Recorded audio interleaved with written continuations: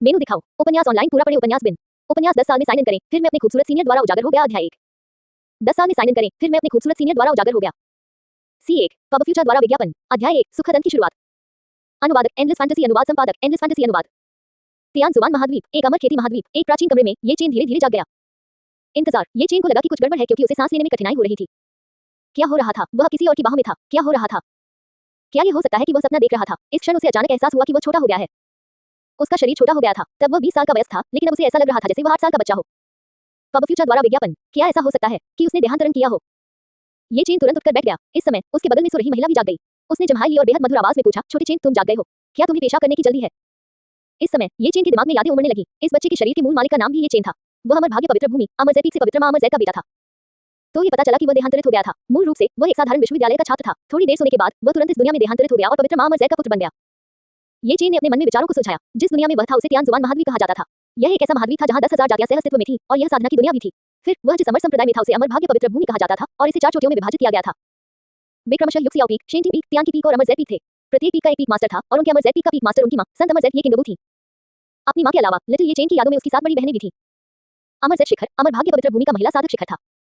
इस शिखर पर सभी साधक महिला शिष्याएं थीं। चूंकि छोटा ये चेन पवित्र मां अमर जैद का पुत्र था, इसलिए वह इस शिखर पर एकमात्र पुरुष बन गया।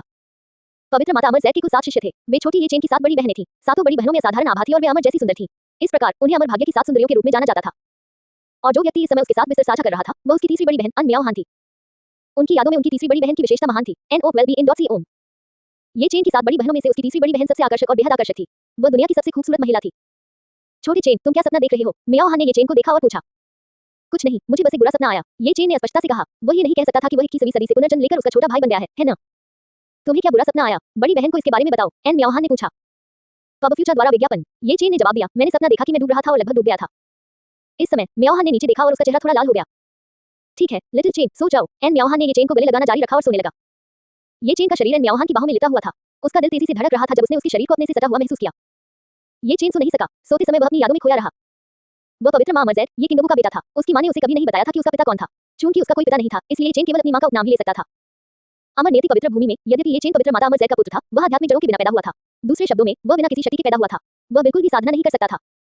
इसके अलावा उनके पिता नहीं थे, इसलिए हमेशा कुछ अफवाहें और बदनामी होती रहती थी। डिंग, दिव्य स्तर चेक इन सिस्टम को सक्रिय करने के लिए होस्ट को बधाई। यदि आप संबंधित स्थान पर चेक इन करते हैं तो होस्ट दिव्य स्तर का इनाम प्राप्त करने में सक्षम होगा। यह आवाज सुनकर ये चेन तुरंत बेहद उत्साहित हो गया। ये चेन को सुखद आश्चर्य हुआ, जैसी कि उम्मीद थी, पुनर्जन्म के साथ पुरस्कार भी मिले। उसने कभी 21वीं सदी के हजारों वेब उपन्यास पढ़े थे, लेकिन उसे पता था कि यह सिस्टम क्या है। इस सिस्टम के अस्तित्व में रहने से ही कोई व्यक्ति जीवन के शिखर तक पहुंच सकता है। साइन इन करने के लिए सिस्टम के नियम क्या हैं? ये चेन ने तुरंत अपने दिल में पूछा। दुनिया में कहीं भी होस्ट कहीं भी साइन इन कर सकता है और उसे इनाम पाने का मौका मिलता है। जब तक आप उस जगह पर पहुंचते हैं जहां आप साइन इन करना चाहते हैं, तब तक आप सिस्टम को साइन इन करने का आदेश दे सकते हैं। नोट, आप दिन में सिर्फ एक बार ही साइन इन कर सकते हैं। अलग-अलग जगहों के लिए रिवॉर्ड अलग-अलग हैं। कुछ जगहों पर एक बार साइन इन किया जा सकता है और कुछ जगहों पर बार-बार साइन इन किया जा सकता है। होस्ट को खुद ही इसका परीक्षण करना होगा। नोट, महान दाव आभा जितनी मजबूत होगी, पुरस्कार उतने ही समृद्ध होंगे। महान दाव आभा, पब फ्यूचर द्वारा विज्ञापन। हालांकि ये चेन इसे बहुत अच्छी तरह से नहीं समझता था, लेकिन वह मोटे तौर पर इसका अनुमान लगा सकता था। उदाहरण के लिए, कुछ अमर गुफा निवास जो एकांत में थे, कुछ शास्त्र मंडप जो महान दाव शास्त्रों को छिपाते थे, और कुछ पवित्र भूमि जहां आध्यात्मिक खजाने छिपे हुए थे। इन स्थानों में महान दाव आभा बिल्कुल शक्तिशाली थी। ये चेन के विचार उठते गिरते रहे और उसका दिल सुखद आश्चर्य से भर गया। इस व्यवस्था से वह इस कूड़े के नाम से छुटकारा पा सकता था और वह उन लोगों को व्यक्तिगत रूप से सबक भी सिखा सकता था जिन्होंने उसकी मां और उसे अपमानित किया था। हालांकि वह अभी भी इस प्रणाली के उपयोग से परिचित नहीं थे, इसलिए उन्होंने पहले इसका परीक्षण करने का निर्णय लिया। चूंकि सिस्टम ने कहा था कि वह किसी भी समय और कहीं भी साइन इन कर सकता है, तो वह इसे यहां आजमाएगा। दाखिल करना। ये चेन तीसरी वरिष्ठ बहन की बाहों में लेट गई और धीरे से बोली। डिंग, एन म्याओ हान के कमरे में सफलतापूर्वक हस्ताक्षर करने के लिए मेजबान को बधाई। आपको खुशी के मिलन पाउडर का एक हिस्सा मिल गया है। तुरंत ही औषधीय पाउडर की एक बोतल हवा के झोंके से प्रकट हुई और ये चेन के हाथों में आ गिरी। Joyce union powder. ये चेन चौंक गया। ये चेन, जिसने हजारों वेब उपन्यास पढ़े थे, स्वाभाविक रूप से जानता था कि जॉयस यूनियन पाउडर क्या है। उसने अपनी लाल नीली और तीसरी बड़ी बहन की ओर देखा जो उसके बगल में गहरी नींद में सो रही थी। इस समय म्याओ हान ने अचानक अपनी आंखें खोलीं और संयोग से ये चेन के हाथों में खुशी का पाउडर देखा। म्याओ हान आकर्षक बनने, छिपाने और छद्मवेश धारण करने में अच्छा था। इसके अलावा उसके कमरे में बहुत सारा पुनर्मिलन पाउडर था, जिसका उपयोग दुश्मनों को हराने के लिए किया जाता था। अमर नियति पवित्र भूमि के लोग म्याओ हान को इथरियल परी कहते थे। ऐसा इसलिए था क्योंकि उसका भेष बदलने का हुनर बहुत बढ़िया था, इसलिए वह हजारों लोगों और हजारों चेहरों में बदल सकती थी। वह बिना किसी निशान के आ जा सकती थी और ब्राह्मण थी, इसलिए उसे इथरियल परी कहा जाता था। इसलिए वह स्वाभाविक रूप से जानती थी कि ये चेन के हाथ में पाउडर क्या था। छोटी चेन, तुम क्या हो? वरिष्ठ बहन, ये सिर्फ एक साधारण औषधीय पाउडर है, ये चेन ने जल्दी से समझाया। ओह, क्या हमारी छोटी चेन आखिरकार बड़ी बहन पर डोरे डालने जा रही है? म्याओ हान ने ये चेन को देखा और पूछा। नहीं वरिष्ठ बहन, आपने गलत समझा है, मैं ये चेन समझाना चाहता था। इस समय म्याओ हान ने अपना हाथ ये चेन के मुंह पर रखा और उसका मुंह ढक दिया। वह मुस्कुराई और बेहद मोहक आवाज में ये चेन के कान में फुसफुसाया, हाँ हाँ, समझाने की कोई जरूरत नहीं है, बड़ी बहन सब समझती है। हालांकि अभी यह संभव नहीं है, जब तक तुम बड़े नहीं हो जाते तब तक इंतजार करो। ये चेन ने म्याओ हान के चेहरे को देखा और जल्दी से अपने हाथ से पाउडर फेंक दिया। Dot dot dot dot. अगले दिन ये चेन जाग गया। इस समय म्याओ हान पहले से ही ड्रेसिंग टेबल पर बैठा था और मेकअप करना शुरू कर रहा था। ये चेन का छोटा शरीर पलट गया और उठ खड़ा हुआ। इस समय तक मियाओ हान मुस्कुराया और कहा, छोटे लड़के, जल्दी से अपना चेहरा धो लो और मास्टर को नमस्कार करने जाओ। मियाओ हान ने कुछ नहीं कहा, मानो वह कल रात की घटना को भूल चुकी हो। हालांकि मियाओ हान एक साहसी और बेलगाम व्यक्तित्व का मालिक था। कल रात जो कुछ हुआ वह उसके लिए बस एक मजा था, इसलिए वह इसके बारे में इतना ज्यादा सोच समझकर कैसे सोच सकती थी। ये चेन ने अपना चेहरा धोया और फिर आज साइन इन करने के बारे में सोचा। उसने पहले ही इसे आजमा लिया था। सिस्टम के अनुसार ग्रेट दाओ आभा जितनी मजबूत होगी, साइन इन करने के बाद पुरस्कार उतने ही उदार होंगे। कल रात उसने मियाओ हान के कमरे में साइन इन किया। मियाओ हान का कमरा मूल रूप से सोने की जगह थी, इसलिए उसने साइन इन किया और एक सुखद अंत प्राप्त किया। दूसरे शब्दों में, ये स्थान उनके अमर भाग्य पवित्र भूमि के लिए जितना अधिक महत्वपूर्ण होगा, साइन इन करने के बाद पुरस्कार उतने ही बेहतर होंगे। इस समय मियाओ हान पहले ही तैयार हो चुका था। उनकी तीसरी बड़ी बहन का नाम मियाओ हान था, जो एक बहुत ही सुखद नाम था। ये चेन ने अपना सिर उठाया और देखा। मियाओ हान ने एक सादा सफेद लबादा पहना हुआ था, जो उसके छोटे से शरीर को पूरी तरह से ढक नहीं पा रहा था। वह ठंडी और मनमोहक थी, उसके काले बाल झरने की तरह नीचे गिर रहे थे। एज बाय ऑफ फ्यूचर, उसकी पतली ज़ैड गर्दन के नीचे वह हरधनक थी। खूबसूरत आंखों की एक जोड़ी मुस्कुरा रही थी और मोह थी। पानी जमीन पर फैला हुआ था और उसके छोटे से मुंह का कोना थोड़ा ऊपर उठा हुआ था। उसके लाल होंठ थोड़े खुले हुए थे, जो लोगों को उसे छूने के लिए आकर्षित करना चाहते थे। 7 वरिष्ठ बहनों में मियाओ हान को सबसे अधिक स्त्रीयोचित माना जाता था। हर बार जब वह अमर चोटी से बाहर निकलती, तो अन्य चोटियों के बदबूदार पुरुषों द्वारा मियाओ हान की उपस्थिति की कल्पना की जाती। बदबूदार छोटे भाई, चलो, मियाओ हान ने धीरे से कहा। उसे अपना ये छोटा भाई बहुत पसंद था, इसलिए वह उसे हर रात सोने के लिए ले जाती थी। ये चेन ने ओह कहकर उत्तर दिया और मियाओ हान ने उसे हाथ से खींचकर अमर ज़ैड पैलेस की ओर ले गया। अमर ज़ैड पैलेस अमर ज़ैड पीक का मुख्य महल था। ये वह स्थान भी था जहां अमर ज़ैड पीक ने उपदेश दिया था और ज्ञान प्राप्त किया था। अमर ज़ैड पीक में कुल 7 एल्डर थे। पवित्र मां अमर ज़ैड ने उनका नेतृत्व किया और प्रत्येक एल्डर के पास उनके अधीन कई शिष्य थे। पवित्र मां अमर ज़ैड को गुणवत्ता की कमी के बजाय शिष्यों की कमी पसंद थी। उसने अपने जीवनकाल में केवल 7 शिष्यों को लिया और वे ये चेन की 7 वरिष्ठ बहनें थीं। हालांकि ये 7 शिष्य बहुत ही उत्कृष्ट थे। अमर ज़ैड शिखर में लगभग सभी शीर्ष श्रेणी के शिष्य थे। यहाँ तक कि 4 चोटियों में से प्रत्येक शिखर से केवल कुछ ही असाधारण शिष्यों की तुलना उनके साथ की जा सकती थी। मियाओ हान ये चेन को अमर ज़ैड पैलेस में ले आया। यहाँ बादल और धुंध एक अमर की तरह अलौकिक रूप से मंथन कर रहे थे। रास्ते में जब शिष्यों ने मियाओ हान और ये चेन को देखा, तो वे सभी हल्के से झुके और कहा, नमस्कार तीसरी वरिष्ठ बहन। नमस्कार छोटे कनिष्ठ भाई। मियाओ हान भी बहुत विनम्र था और उसने भी अभिवादन का उत्तर दिया। मियाओ हान ये चेन को अमर ज़ैड पैलेस में ले आया। अमर ज़ैड पैलेस में प्रवेश करने पर उन्होंने पवित्र माता अमर ज़ैड को मुख्य हॉल के शीर्ष पर बैठे देखा, जिससे एक विस्मयकारी मात्रा आभा फैल रही थी। नीचे उपस्थित 3000 शिष्यों ने झुककर पवित्र माता अमर ज़ैड को अपना सम्मान दिया। यह अमर नियति पवित्र भूमि का शिष्टाचार था। हर महीने के पहले दिन की सुबह बंद दरवाजे की साधना में शामिल शिष्यों के अलावा अमर नियति पवित्र भूमि में मौजूद शिष्य अपने गुरु को सम्मान देते थे। ये चेन ने देखा, 3000 शिष्य सभी सफेद कपड़े पहने हुए थे, बर्फ की तरह सफेद। अगर उन्हें रेट किया जाए तो वे सभी सफेद वस्त्र पहने परियां होंगी, बेहद खूबसूरत। हालांकि उनका अमर ज़ैड पीक सबसे मजबूत नहीं था, लेकिन लोगों के साथ उनके सबसे अच्छे रिश्ते थे और वे 3000 सुंदरियों से अटूट रूप से जुड़े हुए थे। एज बाय ऑफ फ्यूचर, बाकी तीनों चोटियां पुरुष शिष्यों से भरी हुई थी। उनमें से कौन अमर ज़ैड चोटी की 3000 सुंदरियों को देखने से चूक नहीं गया। अपना सम्मान व्यक्त करने के बाद सभी शिष्य वहां से चले गए और साधना करने चले गए। पवित्र मां अमर ज़ैड के सामने केवल 6 लोग बचे थे। ये 6 लोग ये चेन की तीसरी वरिष्ठ बहन, चौथी वरिष्ठ बहन, पांचवी वरिष्ठ बहन, छठी वरिष्ठ बहन और सातवीं वरिष्ठ बहन के अलावा ये चेन थे। सबसे बड़ी बहन बाहर प्रशिक्षण ले रही थी और संप्रदाय में नहीं थी। उनकी दूसरी बड़ी बहन बंद कमरे में साधना कर रही थी। ये चेन की बड़ी बहनें सभी बेमिसाल सुंदरियां थीं। वे सभी परियां थीं जो नश्वर दुनिया से कलंकित नहीं थीं। वे बेहद खूबसूरत थीं। उनकी चौथी बड़ी बहन, पांचवी बड़ी बहन और छठी बड़ी बहन उनसे थोड़ी छोटी थी, लेकिन वे दोनों बेहद खूबसूरत थीं। उसकी सातवीं बड़ी बहन ये चेन से सिर्फ 2 साल बड़ी थी। दुनिया में शांति हो तो भी उसकी बेमिसाल खूबसूरती को आसानी से तोड़ा जा सकता था। एक नजर में ही पता चल जाता था कि वह कितनी खूबसूरत है। चेन इधर आओ। पवित्र मां अमर ज़ैड ने धीरे से अपना हाथ हिलाया। ये चेन पवित्र मां अमर ज़ैड के सामने आया और पुकारा, मां। अभी जन्म लेने के बाद अपनी मां को पुकारना वाकई थोड़ा अजीब था। हालांकि पवित्र मां ने मुस्कुराते हुए ये चेन का हाथ थाम लिया। छोटी चेन, मैं पिछले 2 दिनों से बहुत व्यस्त हूं। क्या तुम मां को दोष दोगी कि उसने मियाओ हान को तुम्हारी देखभाल करने दिया? नहीं, बिल्कुल नहीं, ये चेन ने जल्दी से जवाब दिया। यह अच्छा है कि तुम ऐसा नहीं करोगे। चेन ये ले लो। पवित्र मां ने एक डिब्बा निकाला और ये चेन को सौंप दिया। यह आध्यात्मिक परिवर्तन का अमृत है जिसे मानने के लिए मैं मेडिसिन किंग वैली गई थी। इसे खाने के बाद आपके लिए अपनी आध्यात्मिक जड़ को फिर से बनाने की उम्मीद हो सकती है और फिर आपके लिए खेती करने की उम्मीद है, पवित्र मां अमर ज़ैड ने कहा। ये चेन ने अपना सिर उठाया और अपनी मां की ओर देखा। इन सभी वर्षों में उसकी मां उसके लिए कभी भी कम व्यस्त नहीं रही थी। उसने उसके लिए कई स्वर्गीय आध्यात्मिक और सांसारिक खजाने खोजे थे, उम्मीद करते हुए कि वह बाकी सभी की तरह साधना करने में सक्षम होगा। हालांकि अंत में वे सभी बेकार थे। उसकी मां एक स्वाभिमानी व्यक्ति थी, लेकिन वह उसके लिए दूसरों से भीख मांगने गई थी। ये दिखाने के लिए पर्याप्त था कि उसकी मां के लिए इतने सालों में सब कुछ आसान नहीं रहा होगा। ये चेन ने सिर हिलाया और आध्यात्मिक परिवर्तन का अमृत निगल लिया। इस समय कई शिष्य उत्साह से ये चेन की ओर देख रहे थे, उम्मीद कर रहे थे कि वह सफलतापूर्वक एक आत्मा जड़ बना सकेगा। एज बाय ऑफ फ्यूचर, तियान जुबान महाद्वीप में आमतौर पर 5 प्रकार की आत्माएं थीं, धातु, लकड़ी, पानी, अग्नि और पृथ्वी। हालांकि कुछ विशेष लोग थे जिनके पास आध्यात्मिक जड़ें नहीं थीं। जैसे कि पहले ये चेन को उन्हें बेकार आध्यात्मिक जड़ें कहा जाता था। बेकार आध्यात्मिक जड़ों की खेती नहीं की जा सकती थी। कुछ लोग ऐसे थे जो 2 या 3 तरह की आध्यात्मिक जड़ों को जगा सकते थे। ऐसे लोगों को जीनियस कहा जाता था। हालांकि कुछ लोग ऐसे भी थे जो एक तरह की आध्यात्मिक जड़ को जगा सकते थे और किसी भी तकनीक को विकसित कर सकते थे। इन आध्यात्मिक जड़ों को ईश्वरीय आध्यात्मिक जड़ें कहा जाता था। काफी समय बीत गया, लेकिन ये चेन के शरीर में जरा सी भी प्रतिक्रिया नहीं हुई। क्या यह अभी भी संभव नहीं है? मैं नहीं चाहती कि मेरे बेटे में संपूर्ण प्रतिभा हो। मैं सिर्फ यही चाहती हूँ कि मेरा बेटा इस व्यस्त दुनिया में खुद को विकसित करने और अपनी रक्षा करने में सक्षम हो। लेकिन पवित्र मां अमर ज़ैड ने अपना सिर हिलाया और कहा, मास्टर चिंता मत करो, भले ही छोटा कनिष्ठ भाई साधना न कर सके, हम हमेशा उसकी रक्षा करेंगे। इस समय ये चेन की वरिष्ठ बहनों ने तुरंत कहा। ये चेन ने अपनी मां की तरफ देखा। वह अपनी मां को निराश नहीं करना चाहता था, इसलिए उसने कोशिश करने का रवैया अपनाया और सीधे अपने दिल में कहा, साइन इन करें। जब हर कोई निराश था, अचानक ये चेन के दिल में एक यांत्रिक आवाज गूंजी। डिंग, होस्ट ने अमर ज़ैड पैलेस में साइन इन किया है। भगवान की आत्मा की जड़ प्राप्त करने के लिए बधाई। देव आत्मा जड़ वितरित किया गया है। मेजबान के संविधान में सुधार।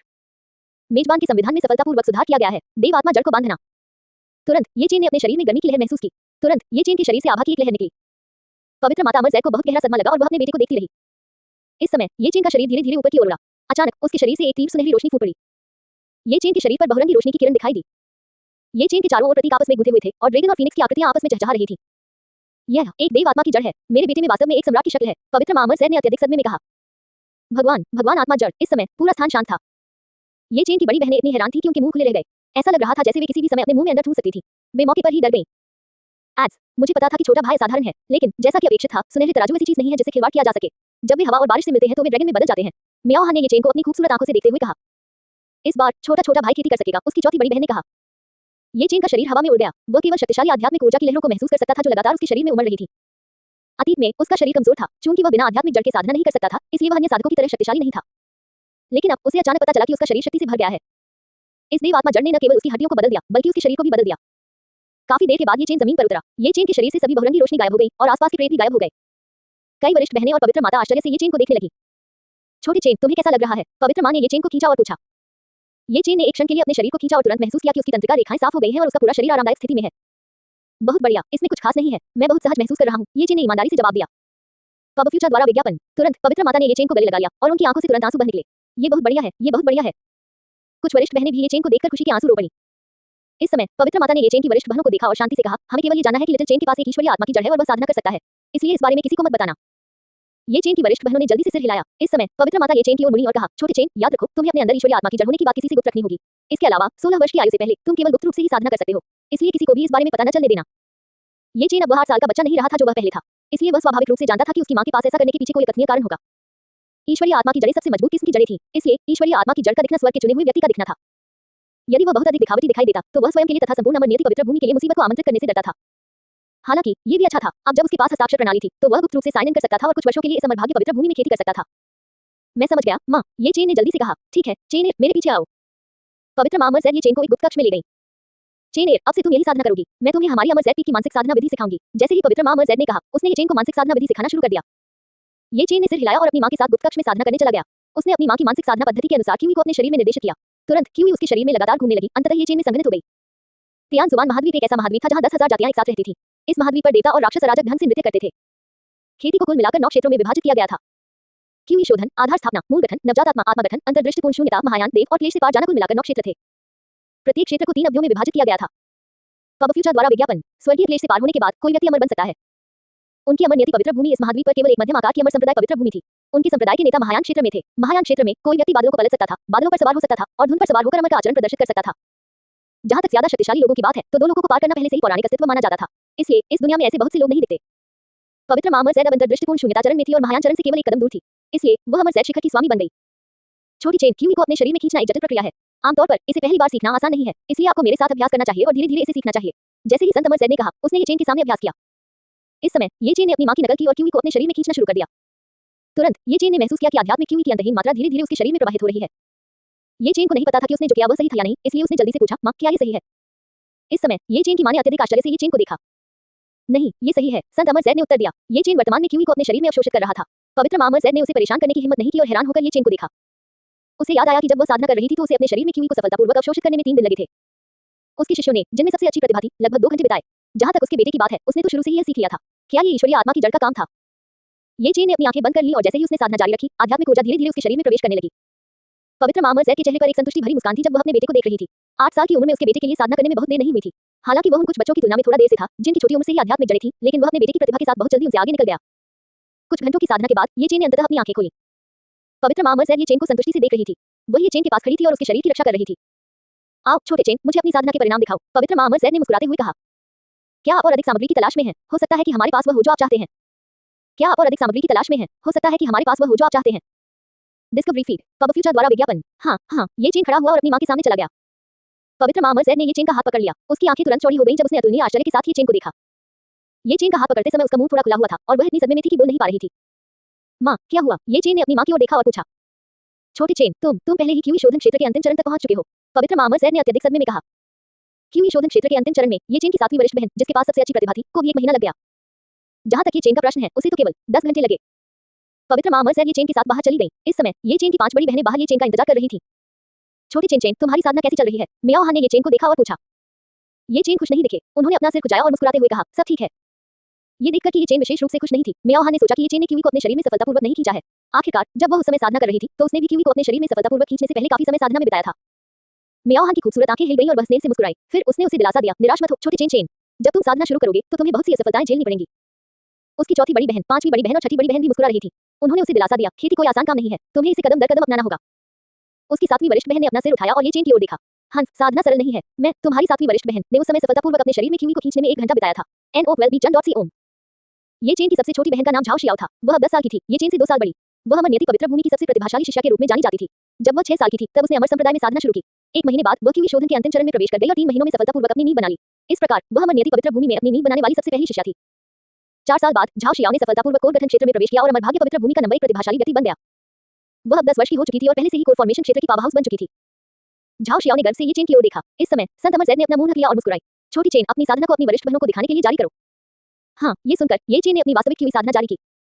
इस समय ये चेन के शरीर से एक आभा निकली जो हवा में लुढ़कती और सरसराती हुई चल रही थी। वरिष्ठ बहनों ने आंखें खोलकर ये चेन को देखा। वे हैरानी से बोले, कीवी साधना क्षेत्र अंतिम चरण। ये चेन ने 10 घंटे तक साधना की और 10 घंटे में कीवी शोधन क्षेत्र के उन्नत चरण में प्रवेश किया। ये किस प्रकार की प्रतिभा थी, उनमें इसकी कल्पना करने की हिम्मत नहीं थी। इस समय झाओ शियाओ के गर्वित चेहरे पर आश्चर्य दिखाई दिया।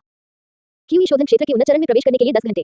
आखिरकार कीवी शोधन क्षेत्र के उन्नत चरण में प्रवेश करने में उसे 1 महीने का समय लगा और छोटा कनिष्ठ भाई झाओ शियाओ का छोटा सा चेहरा थोड़ा लाल हो गया। फिर आखिरकार उसने नाक सिकुड़ी और अपना सिर दूसरी ओर घुमा लिया। छोटे जूनियर भाई, तुम अद्भुत हो। मियाओ हान ने ये चेन को उठाया। ये चेन का चेहरा तुरंत लाल हो गया। छोटे जूनियर भाई, तुम अभी भी शर्मीले क्यों हो? कल रात तुम शर्मीले क्यों नहीं थे? मियाओ हान ने ये चेन का लाल चेहरा देखा और तुरंत मुस्कुरा दिया।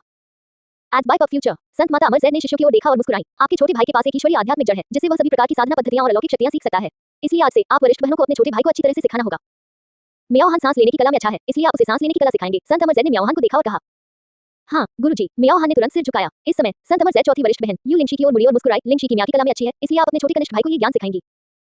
हाँ, यू लिंगशी ने तुरंत सहमति जताई। शियान, तुम्हारे पास अद्वितीय प्रतिभा है। तुम जीथर, शतरंज, सुलेख और चित्रकला में निपुण हो। तुम्हारी जैसी प्रतिभाशाली वरिष्ठ बहन के साथ मैं नहीं चाहती कि तुम्हारा छोटा कनिष्ठ भाई भविष्य में एक असभ्य व्यक्ति बने। पवित्र माता ने 5वीं वरिष्ठ बहन शियान से कहा, चिंता मत करो गुरुजी, मैंने जो सीखा है वह मैं अपने छोटे भाई को सिखाऊंगा। शियान ने तुरंत कहा।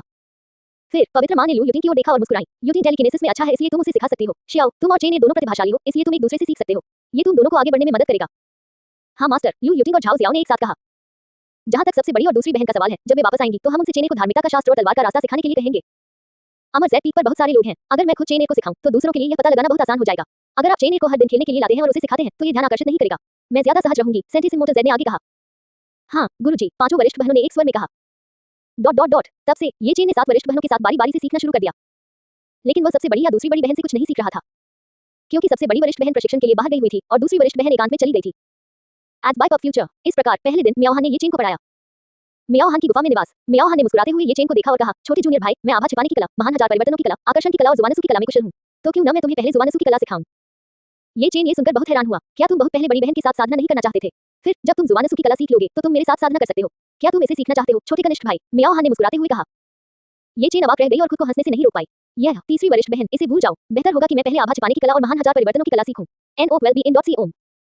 तुम मूर्ख बच्चे हो, तुम बड़ी बहन का सार नहीं सीखते, बल्कि सिर्फ बेकार की चीजें चुनते हो। मियाओ हान ने चिढ़ाते हुए कहा। हे, मैंने इसे बाद में सीख सकता हूँ। ये चेन ने अपना सिर खुजलाया और हंसा। तुम छोटे बदमाश, अब तुम पवित्र होने का नाटक कर रहे हो। मैंने तुम्हें कल रात इतना ईमानदार होते नहीं देखा। मियाओ हान ने चिढ़ाते हुए कहा। ठीक है, मैं तुम्हें पहले आभा छिपाने की तकनीक सिखाऊंगी। मियाओ हान ने कहा जब उसने ये चेन को अपनी आभा छिपाने की तकनीक सिखाना शुरू किया। ये चेन जानता था कि हालांकि मियाओ हान आमतौर पर निर्भीक और अनर्गल तरीके से बात करती थी, लेकिन वह ऐसी व्यक्ति नहीं थी। उसे जो पता था उसके अनुसार उसकी 7 बड़ी बहनें जवान लड़कियां थीं जिन्होंने अभी तक सेक्स नहीं किया था। बस इतना था कि मियाओ हान को उसके साथ मजाक करना पसंद था। छोटी चेन, ध्यान से देखो, यह आभा छिपाने की तकनीक है। मियाओ हान ने कहा और तुरंत ये चेन के सामने से गायब हो गया। ये चेन ने अपनी कीवी को संघनित करना और स्वस्थ होना शुरू कर दिया। उसने खोज पर ध्यान केंद्रित किया, लेकिन उसे उसकी आभा का जरा सा भी अंश नहीं मिला। छोटे भाई, मैं यहाँ हूँ। At by of future, Miao Han ने ये चेन को पीछे से गले लगा लिया। देखो, यह आभा छिपाने की तकनीक अभी भी कुछ मुश्किल है, लेकिन छोटे भाई की प्रतिभा के साथ आधे महीने में मियाओ हान की आवाज अभी भी धीमी नहीं हुई थी। ये चेन पूरी तरह से अपनी हरकतों और अपनी आभा को छिपाने के लिए मानसिक साधना पद्धति पर केंद्रित थी। अचानक उसने अपनी आभा को छिपा लिया और तुरंत उसकी आंखों के सामने गायब हो गया। वो तुरंत दंग रह गई। छोटी चेन, तुमने ये सीखा? नहीं छोटे भाई, तुम तो स्वर के भी विरुद्ध हो। मियाओ हान ये चेन को देखकर दंग रह गया। उस समय उसने अपनी आभा को छिपाने का तरीका सीखने में बहुत लंबा समय बिताया था, लेकिन ये चेन ने इसे बहुत जल्दी कर लिया था, इसलिए ये चेन प्रशंसा की पात्र थी। दोनों ने बातचीत और अभ्यास जारी रखा और इससे पहले कि उन्हें पता चले रात हो चुकी थी। मियाओ हान ने ये चेन को सुला दिया। ये चेन मियाओ हान की सुगंधित बिस्तर पर लेटा हुआ था और उसकी बाहों में था। कल यह मियाओ हान था, आज चौथी वरिष्ठ बहन यू लिंगशी की ये चेन को पढ़ाने की बारी थी। ये चेन जल्दी उठ गया और यू लिंगशी के गुफा निवास की ओर चल पड़ा। यू लिंगशी रिफाइनिंग में विशेषज्ञ थी। उसकी कीमियागिरी की कला प्रथम श्रेणी की थी, उसकी कलाकृतियां परिष्कृत करने की कला प्रथम श्रेणी की थी तथा उसकी ताबीज बनाने की कला भी प्रथम श्रेणी की थी। वह चिकित्सा में भी निपुण थी, चाहे लोगों को बचाना हो या जहर का इस्तेमाल करना हो, वो प्रथम श्रेणी की विशेषज्ञ थी। हालांकि व्यक्तित्व के मामले में वह मियाओ हान की तरह बेलगाम नहीं थी। उसका चरित्र थोड़ा लापरवाह था। उसके साथ बहुत समय बिताने के बाद उसे लगा कि वह थोड़ी सुस्त है। ये चेन लिंगशी की गुफा निवास पर आया और दरवाजा खटखटाया। लिंगशी, मैं यहाँ हूँ। काफी देर तक कोई जवाब न मिलने पर ये चेन ने फिर से दरवाजा खटखटाया। चौथी वरिष्ठ बहन, ये चेन ने फिर से दरवाजा खटखटाया। कौन है? इस समय यू लिंगशी ने गुफा का दरवाजा खोला। उसके घुंघराले बाल अभी भी खुले हुए थे और उसकी आंखें धुंधली थी। ऐसा लग रहा था जैसे वह अभी अभी जागी हो। यू लिंगशी ने अपने शरीर को तानकर जमा ली। तो ये लिटिल चेन है। लिंगशी ने फिर जमा ली। चौथी वरिष्ठ बहन, मैं आज आपसे कीमिया की कला सीखने के लिए यहाँ हूँ, ये चेन ने अपनी लार निगलते हुए कहा। ओह, लिंगशी ने ये चेन को अंदर आने देने के लिए एक तरफ कदम बढ़ाया। मेरा इंतजार करो, मैं पहले अपने कपड़े बदल लूंगी, लिंगशी ने कहा और तुरंत गुफा में अपने पजामा उतारने लगी। ये चेन को पूरी तरह से नजरअंदाज कर दिया। इस समय ये चेन ने अत्यधिक आश्चर्य से लिंगशी को देखा और उसका सुंदर शरीर तुरंत ये चेन के सामने प्रकट हो गया। चौथी बड़ी बहन, तुम, ये चेन चौंक गया। आह, मुझे खेद है, मैं भूल गई थी कि छोटा जूनियर भाई यहाँ था। लिंगशी को याद आया कि ये चेन यहाँ था और उसने अचानक शांति से कहा। ये चेन अवाक रह गया, क्या उसने उसे अंदर नहीं आने दिया? वह इतनी जल्दी उसे भूल गई। वैसे भी ये सिर्फ छोटा जूनियर भाई है, तो यह कोई बड़ी बात नहीं है, लिंगशी ने कहा। फिर उसने ये चेन को अनदेखा करना शुरू कर दिया और अपने कपड़े बदलना जारी रखा। ये चेन, अपने कपड़े बदलने के बाद ये चेन अंततः धीरे-धीरे शांत हो गया। इस समय लिंगशी ये चेन के लिए पुस्तकों का एक ढेर लेकर आई। पहले इन्हें याद करो, बाद में मैं तुम्हें 100 जड़ी बूटियों के बगीचे में ले जाऊंगा और तुम्हें अमृत को परिष्कृत करने के लिए आवश्यक आध्यात्मिक जड़ी बूटियों से परिचित कराऊंगा, लिंगशी ने कहा। लिंगशी ने किताबें ये चेन के सामने रख दी, फिर वह अमृत भट्टी के सामने चली गई और अपना काम शुरू कर दिया। पब फ्यूचर द्वारा विज्ञापन, ये चेन ने अपनी चौथी बड़ी बहन द्वारा दी गई किताबें पढ़ना शुरू कर दिया। वे सभी अमृत शोधन के बारे में पुस्तकें थीं। आत्मिक जड़ी बूटियों का संपूर्ण समाधान, औषधीय अमृतों का संपूर्ण समाधान, कीमिया का परिचय से कब तक का संपूर्ण समाधान। ये चेन के सामने किताबों का एक मोटा ढेर रखा गया था। इतने सारे, ये चेन थोड़ा हैरान हुआ। उसे उम्मीद नहीं थी कि कीमिया इतनी परेशानी वाली होगी। हालांकि अगर वह मजबूत बनना चाहता था तो उसे पढ़ने की जरूरत थी। उन्होंने आत्मा की पूर्ण मारक जड़ी बूटियां उठा ली। अचानक उसके मन में एक आवाज आई, डिंग, फोटोग्राफिक मेमोरी कौशल को अनलॉक करने के लिए मेजबान को बधाई। फोटोग्राफिक मेमोरी, ये चेन चौंक गया। तो दूसरे शब्दों में, अब से चाहे वह कोई भी किताब पढ़े, उसे एक बार पढ़ने के बाद वह याद रहेगी। ये चेन ने किताब उठाकर पढ़ना शुरू किया। 2 घंटे बाद उसने वे सभी पुस्तकें पढ़ ली जो उसकी चौथी बड़ी बहन उसके लिए लाई थी। वह हर किताब को पलट-पलट कर देखता और लगभग सारी किताबें याद कर लेता। भले ही वह किताब के कुछ हिस्से समझ न पाता, फिर भी वह उन्हें अच्छी तरह याद रखता। इस समय ये चेन अपनी चौथी वरिष्ठ बहन के पास आकर उसे बताना चाहता था, लेकिन उसने पाया कि लिंगशी अमृत को परिष्कृत करने पर ध्यान केंद्रित कर रही थी। उसने अमृत भट्टी में सभी प्रकार की जड़ी बूटियां डाली और अमृत को परिष्कृत करने के लिए तापमान को नियंत्रित किया। ये चेन ने अपनी चौथी बड़ी बहन को देखा, जो इतनी केंद्रित थी और उसे परेशान नहीं कर रही थी। ये चेन जानता था कि लिंगशी वास्तव में चकित नहीं थी। इसके बजाय उसकी चौथी बड़ी बहन ज्यादातर समय एक ही चीज पर ध्यान केंद्रित करती थी और बाहरी दुनिया उसे परेशान नहीं कर सकती थी। यही कारण था कि वह थोड़ी चकित दिख रही थी। NO12B.com। अंततः भट्टी से अमृत का एक बर्तन निकला। सुगंधित अमृत तुरंत एक छोटी बोतल में उड़ गया। फिर उसने अपना सिर घुमाया और औषधीय अमृत ये चेन को थमा दिया। उसकी तरफ देखते हुए उसने कहा, छोटे भाई, यह एक नींव स्थापना अमृत है। यह आपको जल्द से जल्द अपनी नींव बनाने में मदद कर सकता है। इस समय ये चेन थोड़ा भावुक हो गया। पता चला कि लिंगशी उसके लिए एक फाउंडेशन स्थापना अमृत को परिष्कृत कर रही थी। धन्यवाद वरिष्ठ बहन, ये चेन ने उपहार स्वीकार कर लिया। इस समय लिंगशी को कुछ याद आ गया। उसने ये चेन की ओर देखा और पूछा, छोटे भाई, तुम पढ़ाई क्यों नहीं कर रहे हो? मुझे सब कुछ याद आ गया है, ये चेन ने तुरंत कहा। लिंगशी ने ओह कहकर जवाब दिया और कुछ नहीं कहा। ये देखकर कि उसकी बड़ी बहन आश्चर्यचकित नहीं थी, ये चेन ने अनुमान लगाया कि उसकी बड़ी बहन भी उसकी जैसी होनी चाहिए, कोई ऐसा व्यक्ति जिसके पास फोटोग्राफिक मेमोरी हो। कुछ देर बाद अचानक लिंगशी के चेहरे पर धीरे-धीरे एक हैरान करने वाला भाव उभर आया। फिर आखिरकार उसने अविश्वास से ये चेन को देखा और कहा, तुमने कहा था कि तुम्हें सब कुछ याद है। ये चेन ने भी आश्चर्य से लिंगशी को देखा और कहा, चौथी वरिष्ठ बहन, आपका प्रतिबिंब चाप बहुत लंबा है। चौथी वरिष्ठ बहन यू लिंगशी ने ये चेन को 100 जड़ी बूटियों के बगीचे में ले जाया। 100 जड़ी बूटी उद्यान, जैसा कि नाम से ही स्पष्ट है, उनके अमर ज़ैती का आध्यात्मिक जड़ी बूटी उद्यान था। यहाँ सभी प्रकार की आध्यात्मिक जड़ी बूटियां लगाई गई थी। यदि किसी शिष्य को आध्यात्मिक जड़ी बूटियों की आवश्यकता होती थी, तो उन्हें आध्यात्मिक जड़ी बूटियों के बदले में आत्मा के पत्थर देने पड़ते थे। लेकिन यू लिंगशी को उनकी जरूरत नहीं थी। वह पवित्र मां अमर ज़ै की शिष्या थी। इस अमर नियति पवित्र भूमि में कबीले के बुजुर्गों के अलावा शिष्यों में यू लिंगशी की कीमियागिरी का कौशल सबसे अच्छा था। वह 100 जड़ी बूटियों के बगीचे में स्वतंत्र रूप से प्रवेश कर सकती थी और बाहर निकल सकती थी, और वह दवा को परिष्कृत करने के लिए कोई भी आध्यात्मिक जड़ी बूटी चुन सकती थी। उसे केवल 100 जड़ी बूटियों के बगीचे के बुजुर्गों को सूचित करने की आवश्यकता थी। यू लिंगशी ने एक पन्ना हरा पोशाक पहनी और अपने कनिष्ठ भाई ये चेन को 100 जड़ी बूटियों के बगीचे में ले आई। लिंगशी, क्या तुम फिर से जड़ी बूटियां चुन आए हो? 100 जड़ी बूटी उद्यान के बुजुर्गों ने यू लिंगशी को देखा और तुरंत उसका गर्मजोशी से स्वागत किया। नहीं, मैं आज अपने छोटे भाई को जड़ी बूटियों के बारे में सीखने के लिए यहाँ लाई हूँ, यू लिंगशी ने मुस्कुराते हुए जवाब दिया। इस समय 100 जड़ी बूटी उद्यान के बुजुर्गों ने ये चेन को देखा। अमर ज़ै पीक में हर कोई ये चेन के बारे में जानता था। वह पवित्र मां अमर ज़ै का बेटा था। पवित्र मां अमर ज़ै एक बार यात्रा पर गई थी और जब वह वापस आई तो वह गर्भवती थी। कोई भी उससे पूछे कि पिता कौन है, उसने अपना मुंह बंद रखा। यही कारण था कि संप्रदाय में पवित्र मां अमर ज़ै की अविवेकपूर्णता के बारे में कई अफवाहें थीं। हालांकि पवित्र मां अमर ज़ै की प्रतिष्ठा अच्छी नहीं थी, फिर भी ये कहावत थी, पवित्र मां अमर ज़ै के अधीन 7 शिष्य सभी परी जैसे अस्तित्व वाले थे। न केवल वे शक्तिशाली थे, बल्कि उनका रूप भी शीर्ष स्तर का था। सबसे बड़ी बहन से लेकर सबसे छोटी बहन तक, उनमें से प्रत्येक अद्वितीय शक्ति के साथ एक देश विजयी सुंदरी थी। यदि संत अमर ज़ै के अधीन 7 प्रतिभाशाली शिष्यों के लिए नहीं, जो शादी से पहले गर्भवती हो गई और ऐसा घिनौना काम किया, तो वह अमर ज़ै पीक के शीर्ष मास्टर का पद नहीं संभाल पाती। यद्यपि संत अमर ज़ै के 7 शिष्य थे जिनमें अद्वितीय शक्ति थी। पब फ्यूचर द्वारा विज्ञापन, लेकिन कौन जानता था कि उसने 6 साल की उम्र में अपनी आत्मा जड़ को जगाया था। संत अमर ज़ै की बेटी ये चेन ने अपनी शून्य आत्मा जड़ को जगाया था। शून्य आत्मा जड़ का मतलब था कि उसके पास कोई आध्यात्मिक जड़ नहीं थी, जिसका मतलब था कि वह अपने जीवन के बाकी समय में साधना नहीं कर सकता था। यदि वह साधना नहीं कर सकता, तो वह कीमियागर नहीं बन सकता। ऐसा लग रहा था कि यू लिंगशी उसे यहाँ चिकित्सा सीखने के लिए लाई थी। भविष्य में वह भी डॉक्टर बन सकता था और भूख से नहीं मरता था। 100 जड़ी बूटी गार्डन के बुजुर्ग ने ये चेन को देखा और कुछ नहीं कहा। भले ही ये चेन एक निकम्मा इंसान था, फिर भी वह पवित्र माता का बेटा था। उसकी 7 शक्तिशाली बड़ी बहनें भी थीं। ये लोग ऐसे अस्तित्व थे जिन्हें वह अपमानित नहीं कर सकता था। वह इस कारण से पवित्र माता अमर ज़ै और उसके 7 शिष्यों को नाराज नहीं करेगा। कृपया अंदर आइए, बुजुर्ग ने हाथ हिलाया। यू लिंगशी ने ये चेन को 100 जड़ी बूटियों के बगीचे में लाया। जब वे 100 जड़ी बूटियों के बगीचे में पहुंचे, तो ये चेन ने तुरंत महसूस किया कि 100 जड़ी बूटियों के बगीचे में आध्यात्मिक क्यों अतुलनीय रूप से शक्तिशाली थी। यह अतुलनीय रूप से शक्तिशाली आभा हर जगह उत्सर्जित हो रही थी। ये चेन समझ गया कि शायद यह वह स्थान था जहां महान दाव आभा शक्तिशाली थी। वह दिन में एक बार यहाँ साइन इन कर सकता है और बाद में यहाँ साइन इन करने का प्रयास कर सकता है। जूनियर भाई, चूंकि आपने उन पुस्तकों को याद कर लिया है, तो क्या आप यहाँ की सभी जड़ी बूटियों को जानते हैं? यू लिंगशी ने ये चेन को देखा और पूछा। ये चेन ने सिर हिलाया। ये आध्यात्मिक जड़ी बूटियां लगभग सभी किताबों में दर्ज थी, इसलिए वह उन सभी को जानता था। ठीक है, तो मैं तुम्हारा परीक्षण करूंगी, यू लिंगशी ने शांति से कहा। उसने एक आध्यात्मिक जड़ी बूटी की ओर इशारा करते हुए पूछा, ये किस प्रकार की आध्यात्मिक जड़ी बूटी है? ये चेन ने आध्यात्मिक जड़ी बूटी को देखा और तुरंत बोल पड़ा, स्वर्गीय सितारा घास। हम इसके बारे में क्या? लिंगशी ने पूछना जारी रखा। ये पेरिविंकल है, ये चेन ने उत्तर दिया। लिंगसी के चेहरे पर आश्चर्य के भाव थे और वह 1 दर्जन से अधिक प्रकार की जड़ी बूटियों की ओर इशारा करती रही, लेकिन ये चेन ने उन सभी के उत्तर दे दिए। बुरा नहीं, बुरा नहीं, आपने पहला चरण पूरा कर लिया है, अब आप कीमियागर की साधना शुरू कर सकते हैं। लिंगशी ने ये चेन की ओर देखा और मुस्कुराते हुए कहा। छोटी चेन, थोड़ी देर यहीं रुको, फिर मैं कुछ जड़ी बूटियां लेने जाऊंगी, लिंगशी ने कहा। ये चेन ने सिर हिलाया, साइन इन करने के लिए यह बहुत बढ़िया समय था। लिंगशी के जाने के बाद ये चेन ने तुरंत अपने दिल में कहा, साइन इन करें। डिंग, होस्ट ने 100 हर्ट गार्डन में साइन इन कर लिया है। पैरागॉन सीक्रेट बॉडी प्राप्त करने पर बधाई।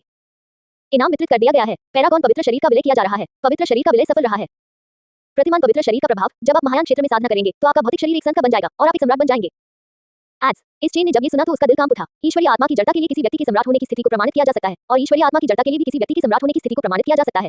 ऐसा क्या हो सकता है कि वह सम्राट दिखे? अचानक ये चेन के शरीर पर एक सुनहरी रोशनी दिखाई देती है और एक शक्तिशाली आभा तुरंत बाहर निकल जाती है। इस श्रृंखला के शरीर में स्थिर आध्यात्म ऊर्जा प्रवाहित होने लगी और इस श्रृंखला ने तुरंत ही पृथ्वी अस्मिता और साधना शुरू कर दी।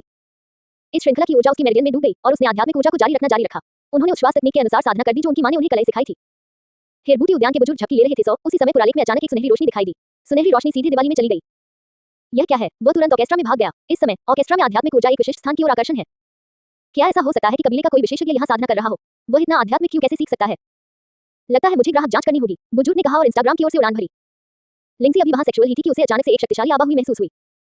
वह जल्दी से वापस लौट आया। इस बार उसने देखा कि आहा की धाराएं ये चेन के शरीर से उसकी ओर बढ़ रही हैं। लिंगशी ये चेन के पास से गुजरी और उसने देखा कि आध्यात्मिक क्यों की धाराएं ये चेन के शरीर में बह रही हैं। अचानक आभा स्थिर ये चेन के शरीर में समाविष्ट हो गया।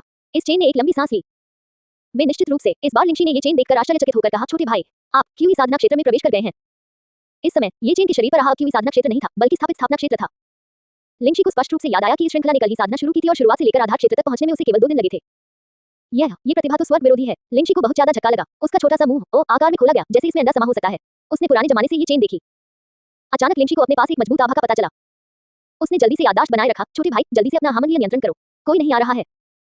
इस चेन ने कल ही अपनी आहा को सूर्योदय की कला सीखी थी और अब इसका इस्तेमाल करने का सही समय था, इसलिए उसने तुरंत अपनी आहा को छिपा लिया।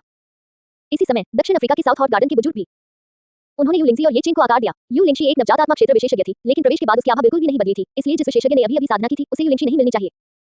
यदि यह यू लिंगसी नहीं है तो यह क्या हो सकता है?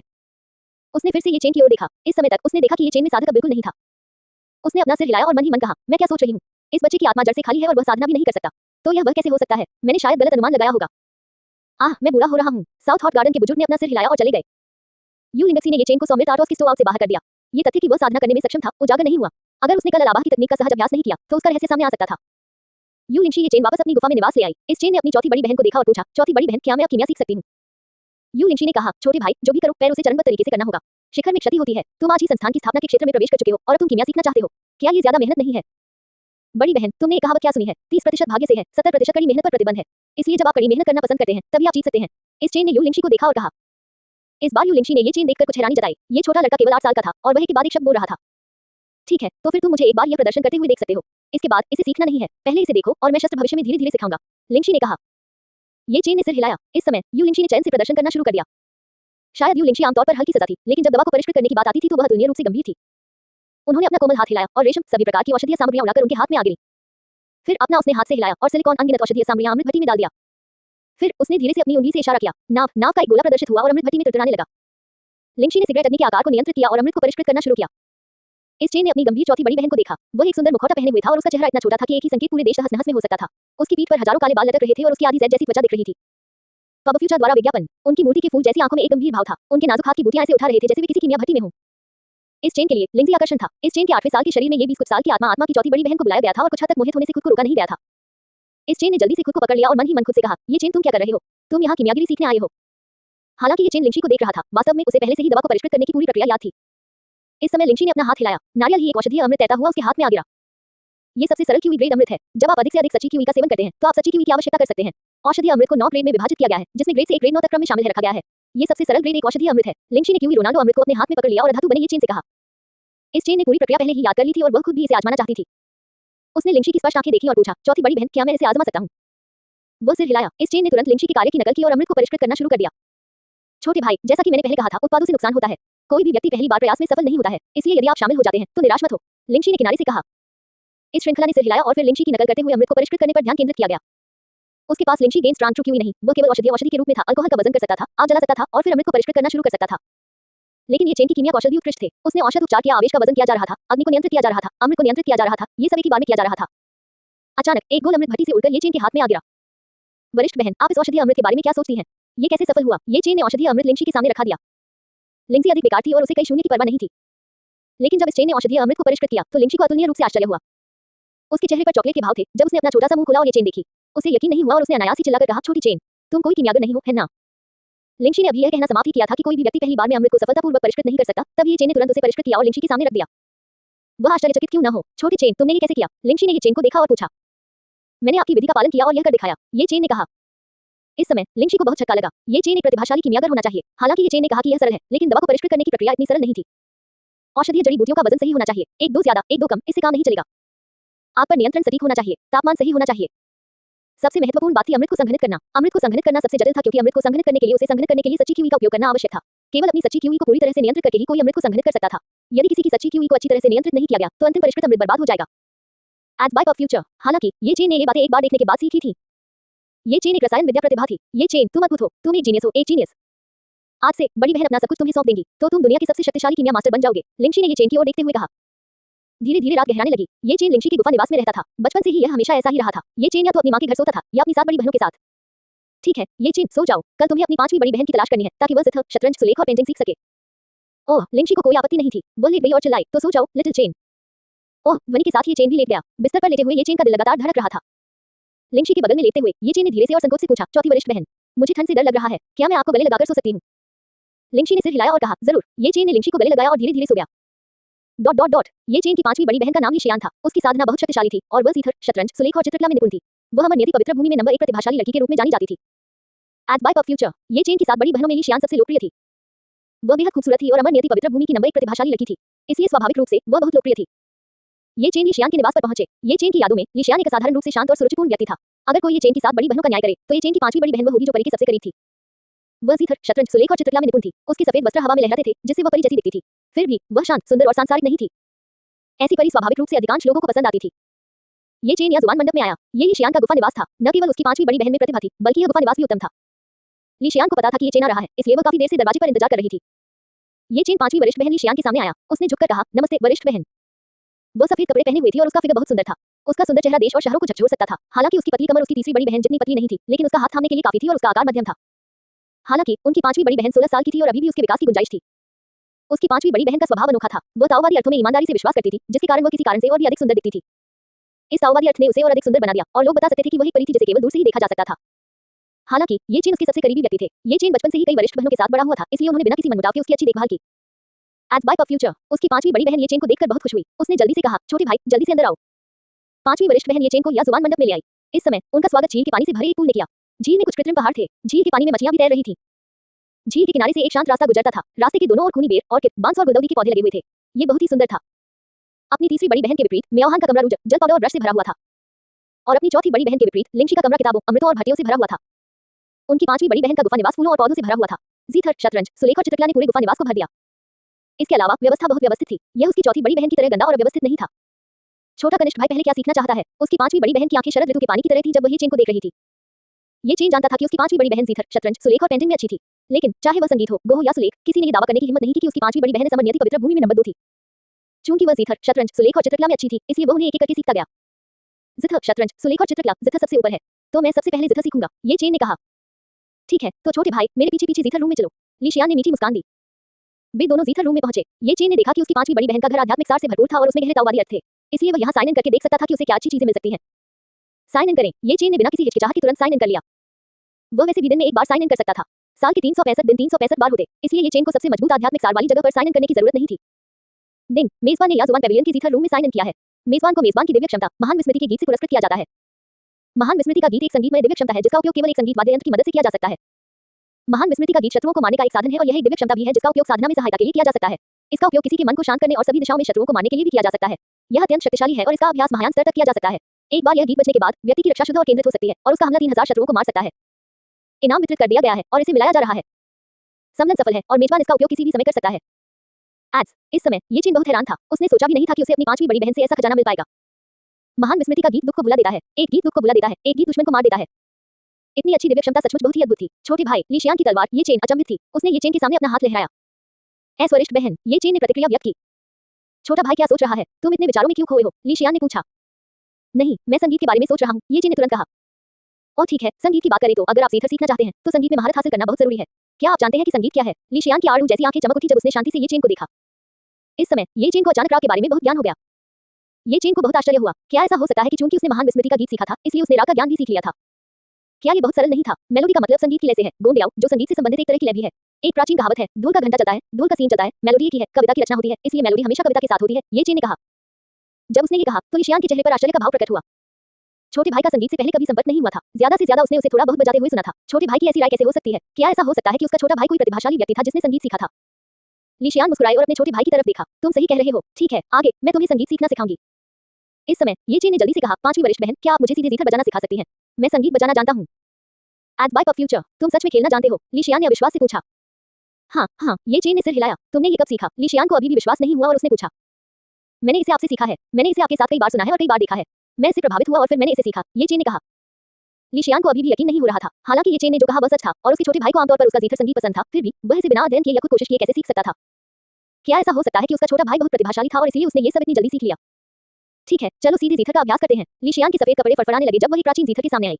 वह धीरे धीरे क्रॉस लेग करके बैठ गई और उसके पतले हाथ की हल्की झटक के साथ सुंदर संगीत तुरंत ये चेन के कानों में गूंज उठा। सुंदर ध्वनियों के कारण ये चेन को कुछ आराम और खुशी महसूस हुई। इस समय हाँ जुबान मंडप के बाहर जल्दी जल्दी जल्दी परी बाई वे फिर से सिथा बजा रही है। 5वीं वरिष्ठ बहन लीशियान का ताओवादी नाम बाई वे था, इसलिए उन्हें परी बाई वे के नाम से जाना जाता था। हर बार जब परी बाई वे सिथा बजाती थी तो बहुत से शिष्य बाहर आकर उसे सुनते थे। इस समय एक के बाद एक महिला शिष्या जुबान मंडप के बाहर पहुंची और परी बाई वे की सिथा संगीत को सुनकर आराम और खुशी महसूस कर रही थी। परी बाई वे वास्तव में एक खूबसूरत परी है, उसका संगीत वाकई अद्भुत है। इस संगीत को सुनना किसी परिलोक की यात्रा करने जैसा है। मेरा दिल अचानक खाली हो गया है। इस जीवनकाल में परी बाई वे का अमर संगीत सुनना ही पर्याप्त है। परी बाई वे ने अपना संगीत समाप्त करने के बाद ये चेन की ओर देखा और मधुर मुस्कान के साथ बोली, छोटे भाई आओ और इसे आजमाओ। ये चेन ने सिर हिलाया और जीथर के सामने आ गया। तुरंत महान विस्मृति का गीत ये चेन के हृदय में प्रकट हुआ। ये चेन ने धीरे से सितार के तारों को सहलाया। डन, तुरंत ही एक अमर धुन बजने लगी। यह अमर धुन अलौकिक थी और इसकी मधुर ध्वनि तुरंत सुनाई देती थी। परी बाई वे को अचानक एहसास हुआ कि जो धुन छोटा कनिष्ठ भाई बजा रहा था वह नहीं थी जो उसने पहले बजाई थी, बल्कि एक अमर धुन थी जिसे उसने पहले कभी नहीं सुना था।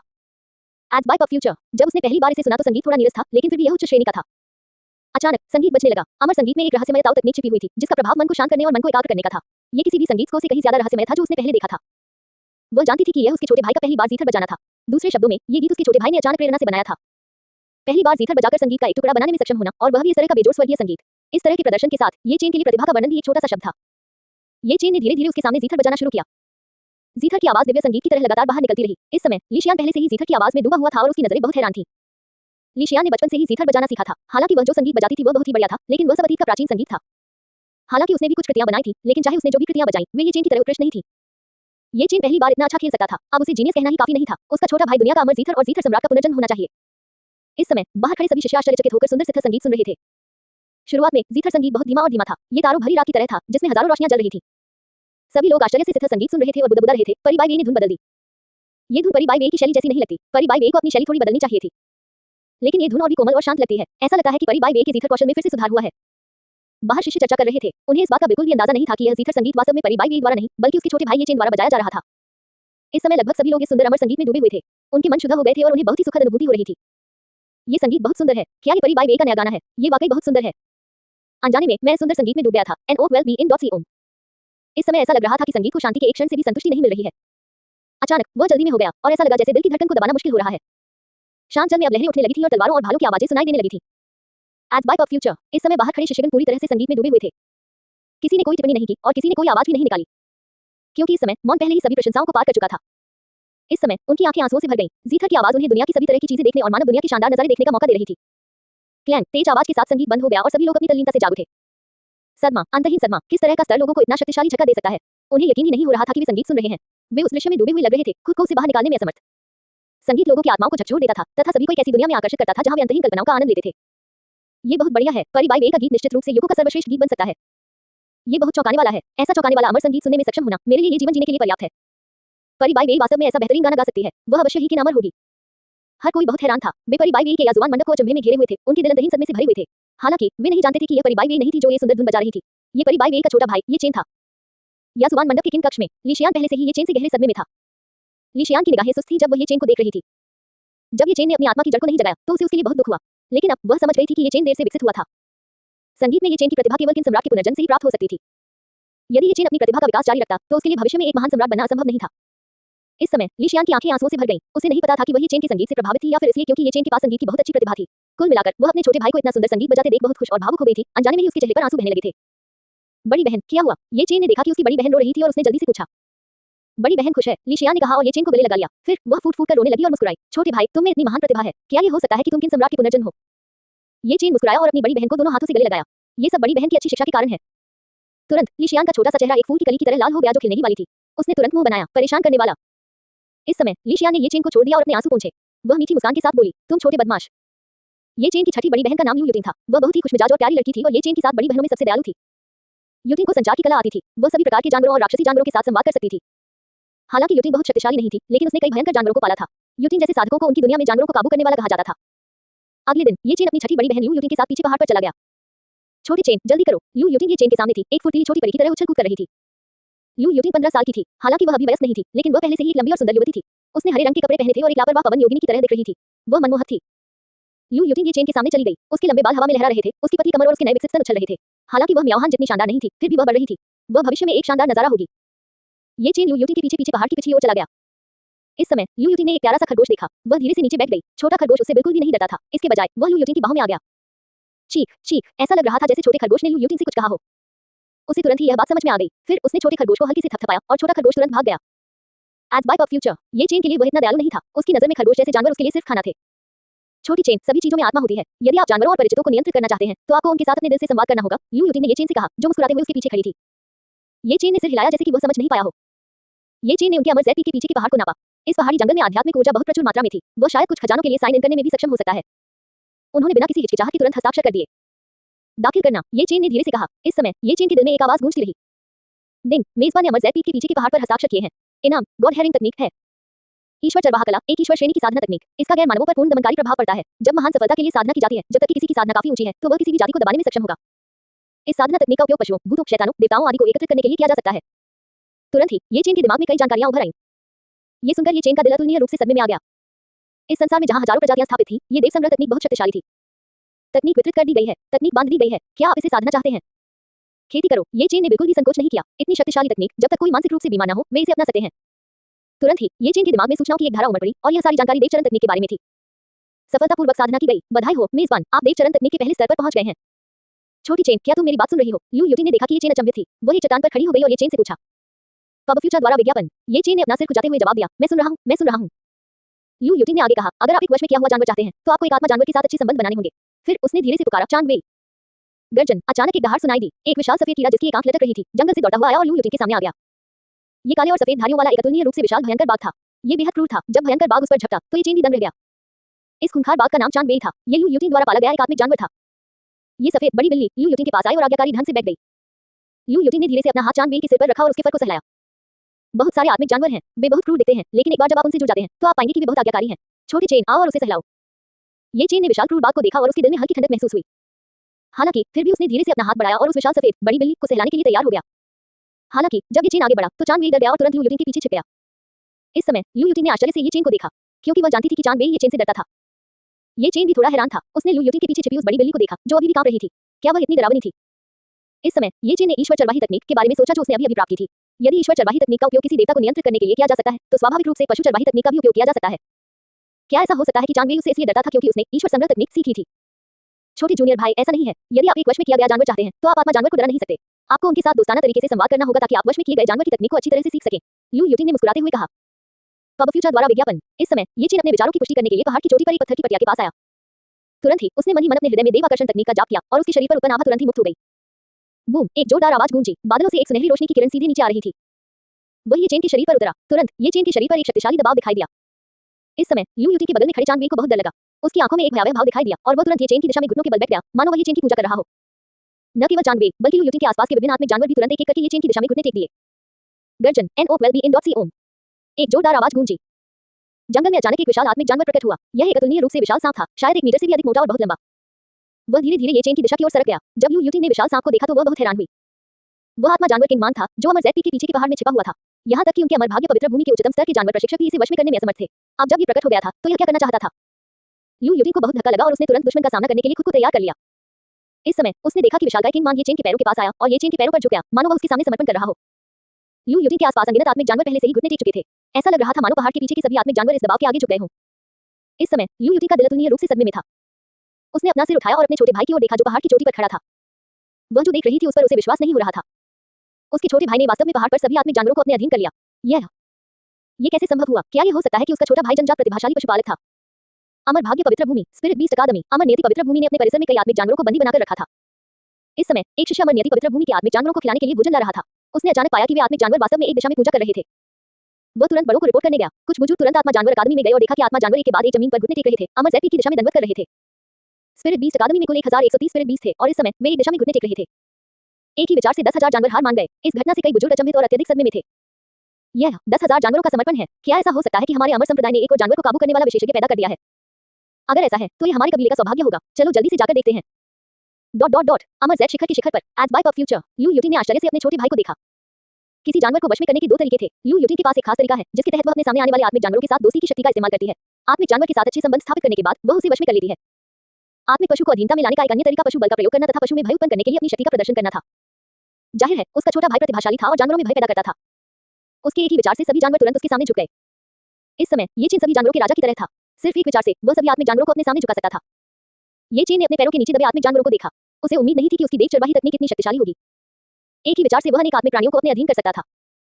हालांकि वह ये भी जानता था कि वह अपनी साधना को प्रकट नहीं कर सकता, इसलिए उसने जल्दी से अपनी दिव्य क्षमता वापस ले ली। इस क्षण आत्मिक जानवर अंततः जमीन से ऊपर रेंग कर आए, मानो उनसे कोई भारी बोझ उतर गया हो। ये चेन लू यूटिन की ओर गया। लू यूटिन ने खुशी से ये चेन के छोटे से सिर को थपथपाया और कहा, छोटे जूनियर भाई, आप बहुत शानदार हैं। इस समय कई शक्तिशाली आभाएं उनकी ओर बढ़ी। उन्होंने अपना सिर उठाया और आकाश में आभा देखी। तीनों बुजुर्ग जांच करने के लिए अमर ज़ेड पीक के पीछे वाले पहाड़ पर उड़ गए। यहाँ पहुंचने पर उन्होंने ये चेन और लू यूटिन को पर्वत शिखर पर खड़े देखा।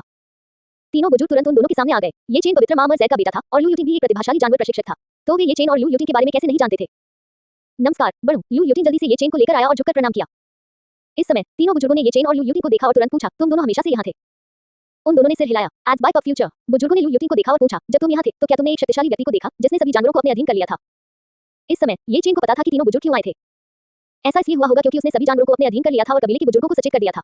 इसीलिए वे एक के बाद एक आए थे। ये चेन और लू यूटिन ने जल्दी से अपना सिर हिलाया और जवाब दिया, नहीं। पवित्र मां अमर ज़ेड ने पहले निर्देश दिया था कि ये चेन की साधना को उजागर नहीं किया जा सकता। तीनों बुजुर्गों ने बिना किसी संदेह के ये चेन और अन्य लोगों को देखा। क्योंकि ये चेन के पास एक शून्य आत्मा जड़ थी, वह साधना नहीं कर सकता था और उसके लिए जानवरों को वश में करना और भी असंभव था। और हालांकि लू यूटिन जानवरों को वश में करने वालों में एक प्रतिभाशाली थी और वह व्हाइट टाइगर जैसे आत्मा जानवर को वश में करने में सक्षम थी, लेकिन वह निश्चित रूप से 10,000 जानवरों को अपने अधीन नहीं कर सकती थी। NOWELBEIN.com। ये सही है, चूंकि वह अपना चेहरा दिखाना नहीं चाहती तो वह हमें क्यों मिलने देगी? एक बुजुर्ग ने अपना सिर हिलाया। ऐसा व्यक्ति निश्चित रूप से एक शक्तिशाली अस्तित्व होगा जिसने खुद को साधना के लिए समर्पित कर दिया है। वह अपनी प्रतिष्ठा के लिए खुद को क्यों उजागर करेगी? एक अन्य बुजुर्ग ने कहा। इस समय तीनों बुजुर्गों ने अमर ज़ेड पीक की एक निश्चित दिशा की ओर झुककर कहा, चूंकि सीनियर बाहर आकर हमसे मिलना नहीं चाहते हैं, इसलिए हम सीनियर की साधना में बाधा नहीं डालेंगे। तीनों बुजुर्गों ने प्रणाम करके वहां से प्रस्थान कर दिया। अमर ज़ेड पैलेस, पवित्र मां अमर ज़ेड के निवास पर। ये चेन की पांचों वरिष्ठ बहनें और ये चेन सभी पवित्र मां अमर ज़ेड के सामने आए। ये चेन की तीसरी वरिष्ठ बहन, चौथी वरिष्ठ बहन, पांचवी वरिष्ठ बहन और छठी वरिष्ठ बहन सभी ने पवित्र मां अमर ज़ेड के सामने ये चेन की प्रशंसा की और पवित्र मां अमर ज़ेड को पिछले कुछ दिनों में हुई घटनाओं के बारे में बताया। इन 4 दिनों के दौरान ये चेन ने छिपने की कला सीख ली थी, कीमिया सीख ली थी और यहाँ तक कि एक सीथर ढूंढ भी सीख ली थी जिसने सभी को चौंका दिया था।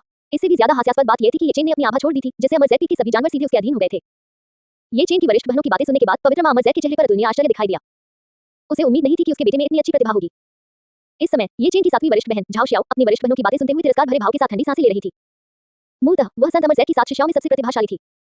एज बाइप ऑफ फ्यूचर। लेकिन अब जब ये चेन ने अपनी देव आत्मा की जड़ को जगा लिया तो उसने उससे सारी सुर्खियां छीन ली, इसलिए वह थोड़ी उदास थी। ये चेन की 7वीं बड़ी बहन झाओ शियाओ अब केवल 10 साल की थी। ये चेन से केवल 2 साल बड़ी। वह अभी भी बच्ची जैसी थी। उसने अपनी बड़ी बहनों की बातें सुनी और ठंडी आवाज में कहा, साधकों की साधना सबसे महत्वपूर्ण है। चाहे आपकी कुशलता कितनी भी अच्छी क्यों न हो, अगर आपके पास अच्छी साधना कुशलता नहीं है तो आप बेकार हैं।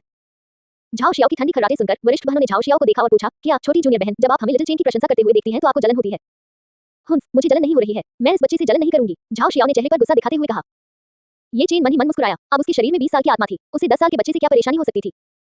हालांकि आज जब वह इमोर्टल ज़ेड पैलेस में थे तो वह पुनः साइन इन कर सकते थे। वह हर जगह एक या कुछ बार साइन इन कर सकता था। पिछली बार उसने अमर ज़ेड पैलेस में देव आत्मा की जड़ प्राप्त की थी। उसे नहीं पता था कि इस बार उसे क्या मिल पाएगा। दाखिल करना डिंग। मेजबान ने अमर ज़ेड पैलेस में हस्ताक्षर किए हैं। इनाम एक साधना तकनीक है, स्वर्गीय विकास तकनीक। स्वर्गीय विकास तकनीक एक मानव साधना तकनीक। ये हजारों दिव्य क्षमताओं और मार्शल कौशल में विकसित हो सकती है।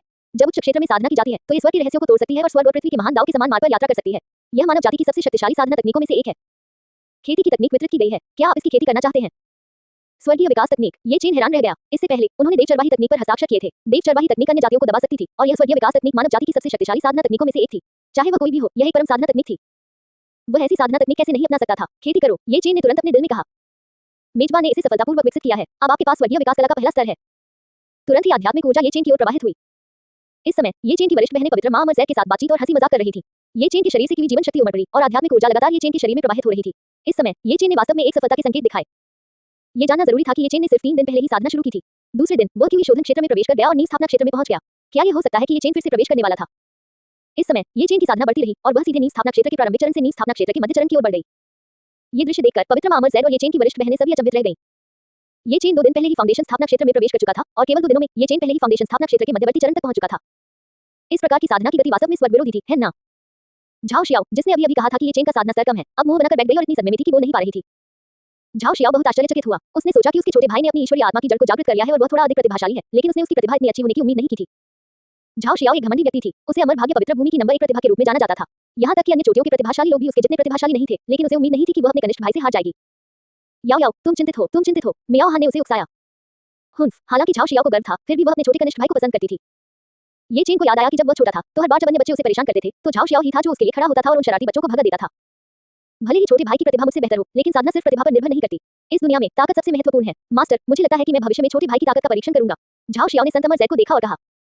संत अमर जैद ने सिर हिलाया और कहा, चेन आह याओ सही कह रही है। इस दुनिया में ताकत सबसे महत्वपूर्ण है। असली मुकाबला भी बहुत महत्वपूर्ण है। भविष्य में आपकी सातवीं बड़ी बहन आपके साथ मुकाबला करेगी। हालांकि ये चेन को नहीं पता था कि उसकी बड़ी बहन याओ याओ ने ऐसा इसलिए कहा क्योंकि वह उससे बदला लेना चाहती थी, लेकिन वे सब ठीक थे। यदि वह वास्तविक युद्ध में शामिल होने के बजाय अपना सिर नीचे करके साधना करता तो बहुत संभावना थी कि उसके पास साधना का पूरा शरीर होता, परंतु उसकी शक्ति कम होती। और उसकी बड़ी बहन याओ याओ को अब सार्वजनिक रूप से अमर नियति पवित्र भूमि की नंबर 1 प्रतिभा के रूप में स्वीकार किया गया था। बड़ी बहन याओ याओ के साथ लड़ने से निश्चित रूप से उसकी ताकत बढ़ जाएगी। ये चेन ने तुरंत सहमति जताई। फिर मुझे उम्मीद है कि वरिष्ठ बहन याओ याओ मुझे भविष्य में और अधिक सिखा सकेंगी। झाओ शियाओ ने मुस्कुराते हुए वादा किया, ठीक है छोटे भाई। एज बाय ऑफ फ्यूचर, क्यों ना हम अभी शुरू करें। जैसे ही झाओ शियाओ ने ये कहा, उसने अचानक ये चेन पर मुक्का मारा। चिंता मत करो कनिष्ठ भाई, तुम अभी केवल नींव स्थापना क्षेत्र में हो, इसलिए मैं तुमसे निपटने के लिए नींव स्थापना क्षेत्र की ताकत का उपयोग करूंगा। जैसे ही झाओ जियाओ ने ये कहा, उसने ये चेन के चेहरे पर एक मुक्का मारा। ये चेन चौंक गया। नवंबर LBJNN। उन्होंने शीघ्रता से स्वर्गीय विकास तकनीक का प्रसार किया। उसकी क्यूई बढ़ रही थी और इस समय झाओ शियाओ की चाल अचानक उसके सामने धीमी हो गई। हालांकि ये चेन ने 2 साधना तकनीकें सीखी थी, देव चरवाहा तकनीक और स्वर्गीय विकास तकनीक, फिर भी उसने अपने मार्शल कौशल को निखारा नहीं था। हालांकि अब जब उसकी असली क्यूई बढ़ गई थी, भले ही उसने कोई दिव्य शक्ति मार्शल कौशल नहीं सीखा था, फिर भी उसकी ताकत को कम करके नहीं आंका जा सकता था। इस समय झाओ शियाओ अपनी मुट्ठी हिलाती रही और झाओ शियाओ के छोटे हाथ पर एक सफेद प्रभामंडल टिमटिमाया, जिससे ये चेन को हरकतें करने का मौका मिला। ये चेन ने अपना ध्यान केंद्रित किया और झाओ शियाओ की हरकतों पर नजर रखी। वह झाओ शियाओ के हमलों से बचते हुए आगे बढ़ता रहा। इस समय झाओ शियाओ की शक्तिशाली मुट्ठी ने ये चेन के शरीर पर प्रहार किया। बूम, बहुत तेज आवाज हुई। ये चेन कुछ कदम पीछे हट गया। झाओ शियाओ ने अपनी बाहें पार की और गर्व से अपना सिर उठाया। यद्यपि ये चेन ने कभी मार्शल आर्ट नहीं सीखी थी, लेकिन वह ऐसा व्यक्ति नहीं था जो हार मान लेता। उसने झाओ शियाओ को देखा और कहा, वरिष्ठ बहन याओ, मैं गंभीर होने जा रहा हूँ। आओ छोटे भाई, अगर तुम मुझे हरा सकते हो तो मैं तुम्हारी एक इच्छा पूरी करूंगी, चाहे कुछ भी हो। झाओ शियाओ ने अपना छोटा सिर उठाया और गर्व से कहा जैसे कि वह अजय स्थिति में थी। याओ याओ, तुमने खुद कहा। ये चेन ने अपना रूप बदल लिया। हालांकि उसने कोई मार्शल कौशल नहीं सीखा था, लेकिन उसने ट्रांसमिग्रेशन से पहले बहुत सारे टीवी शो देखे थे। उसने टीवी पर दिखाए जाने वाले मूव्स की नकल की और झाओ शियाओ पर झपटने का मौका लिया। एज बाय ऑफ फ्यूचर, याओ याओ, मुझे माफ कर दो। अचानक ये चेन ने झाओ शियाओ को जमीन पर धकेल दिया और उसे नीचे दबा दिया। आप झाओ शियाओ बहुत क्रोधित था और वह मुक्त होना चाहता था। उसने अपनी बाहें झाओ शियाओ के पैरों के चारों ओर लपेट ली और झाओ शियाओ की गर्दन को पकड़ लिया। इस प्रकार झाओ शियाओ के शरीर को जमीन पर प्रभावी ढंग से जकड़ लिया। उन्होंने पाया कि वरिष्ठ बहन याओ याओ की तुलना अन्य वरिष्ठ बहनों से नहीं की जा सकती। मूल्यांकन के बाद वरिष्ठ बहन याओ याओ भविष्य में सुरक्षित और स्वस्थ रहेंगी। बेटे, मुझे छोड़ दो, झाओ शियाओ चिल्लाया। इस समय वे एक दूसरे से लड़ रहे थे। अब ये किसानों के बीच की लड़ाई नहीं लग रही थी, ये 2 बच्चों के बीच की लड़ाई लग रही थी। दोनों बच्चे जमीन पर लौटने लगे और एक दूसरे से लड़ने लगे। बाकी बड़ी बहनों को इसकी कोई परवाह नहीं थी। वे बस ये चेन और अपनी छोटी बहन के बीच की लड़ाई को मुस्कुराते हुए देख रही थी, मानो वे इसका भरपूर आनंद ले रही हों। आप हरामी। इस समय झाओ शियाओ ने तुरंत अपनी साधना तकनीक को सक्रिय कर दिया और उसके शरीर में वास्तविक क्यूई बढ़ गई। उसने ये चेन को पीछे धकेल दिया। ये चेन कुछ कदम पीछे हट गया। इस समय वह झाओ शियाओ को घूर रहा था। अचानक झाओ शियाओ की सारी हरकतें ये चेन के दिमाग में आ गईं। अचानक ये चेन के सामने ऐसा लगा जैसे एक छोटी सी सुनहरी आकृति उसके सामने अपनी चालें दिखा रही हो। हालांकि ये छोटा सुनहरा व्यक्ति कुछ ऐसा लग रहा था जिसे केवल वही देख सकता था। एज बाय ऑफ फ्यूचर, ये चेन को अचानक समझ में आ गया कि यह निश्चित रूप से स्वर प्रवर्धन तकनीक का काम था। स्वर प्रवर्धन तकनीक एक मार्शल तकनीक थी जो एक दिव्य क्षमता में विकसित हुई। जब उसने वरिष्ठ बहन याओ याओ के साथ प्रतिस्पर्धा की तो स्वर प्रवर्धन तकनीक स्वचालित रूप से एक मार्शल तकनीक में विकसित हो गई जो ये चेन के लिए उपयुक्त थी। छोटे सुनहरे व्यक्ति ने ये चेन के सामने केवल एक बार इसका अभ्यास किया था, लेकिन ये चेन ने तुरंत इसमें महारत हासिल कर ली और इसे सीख लिया। ये चेन ने अनुमान लगाया कि यह स्वर्गीय विकास तकनीक का विकास था, इसलिए उसने इसे बहुत जल्दी सीख लिया।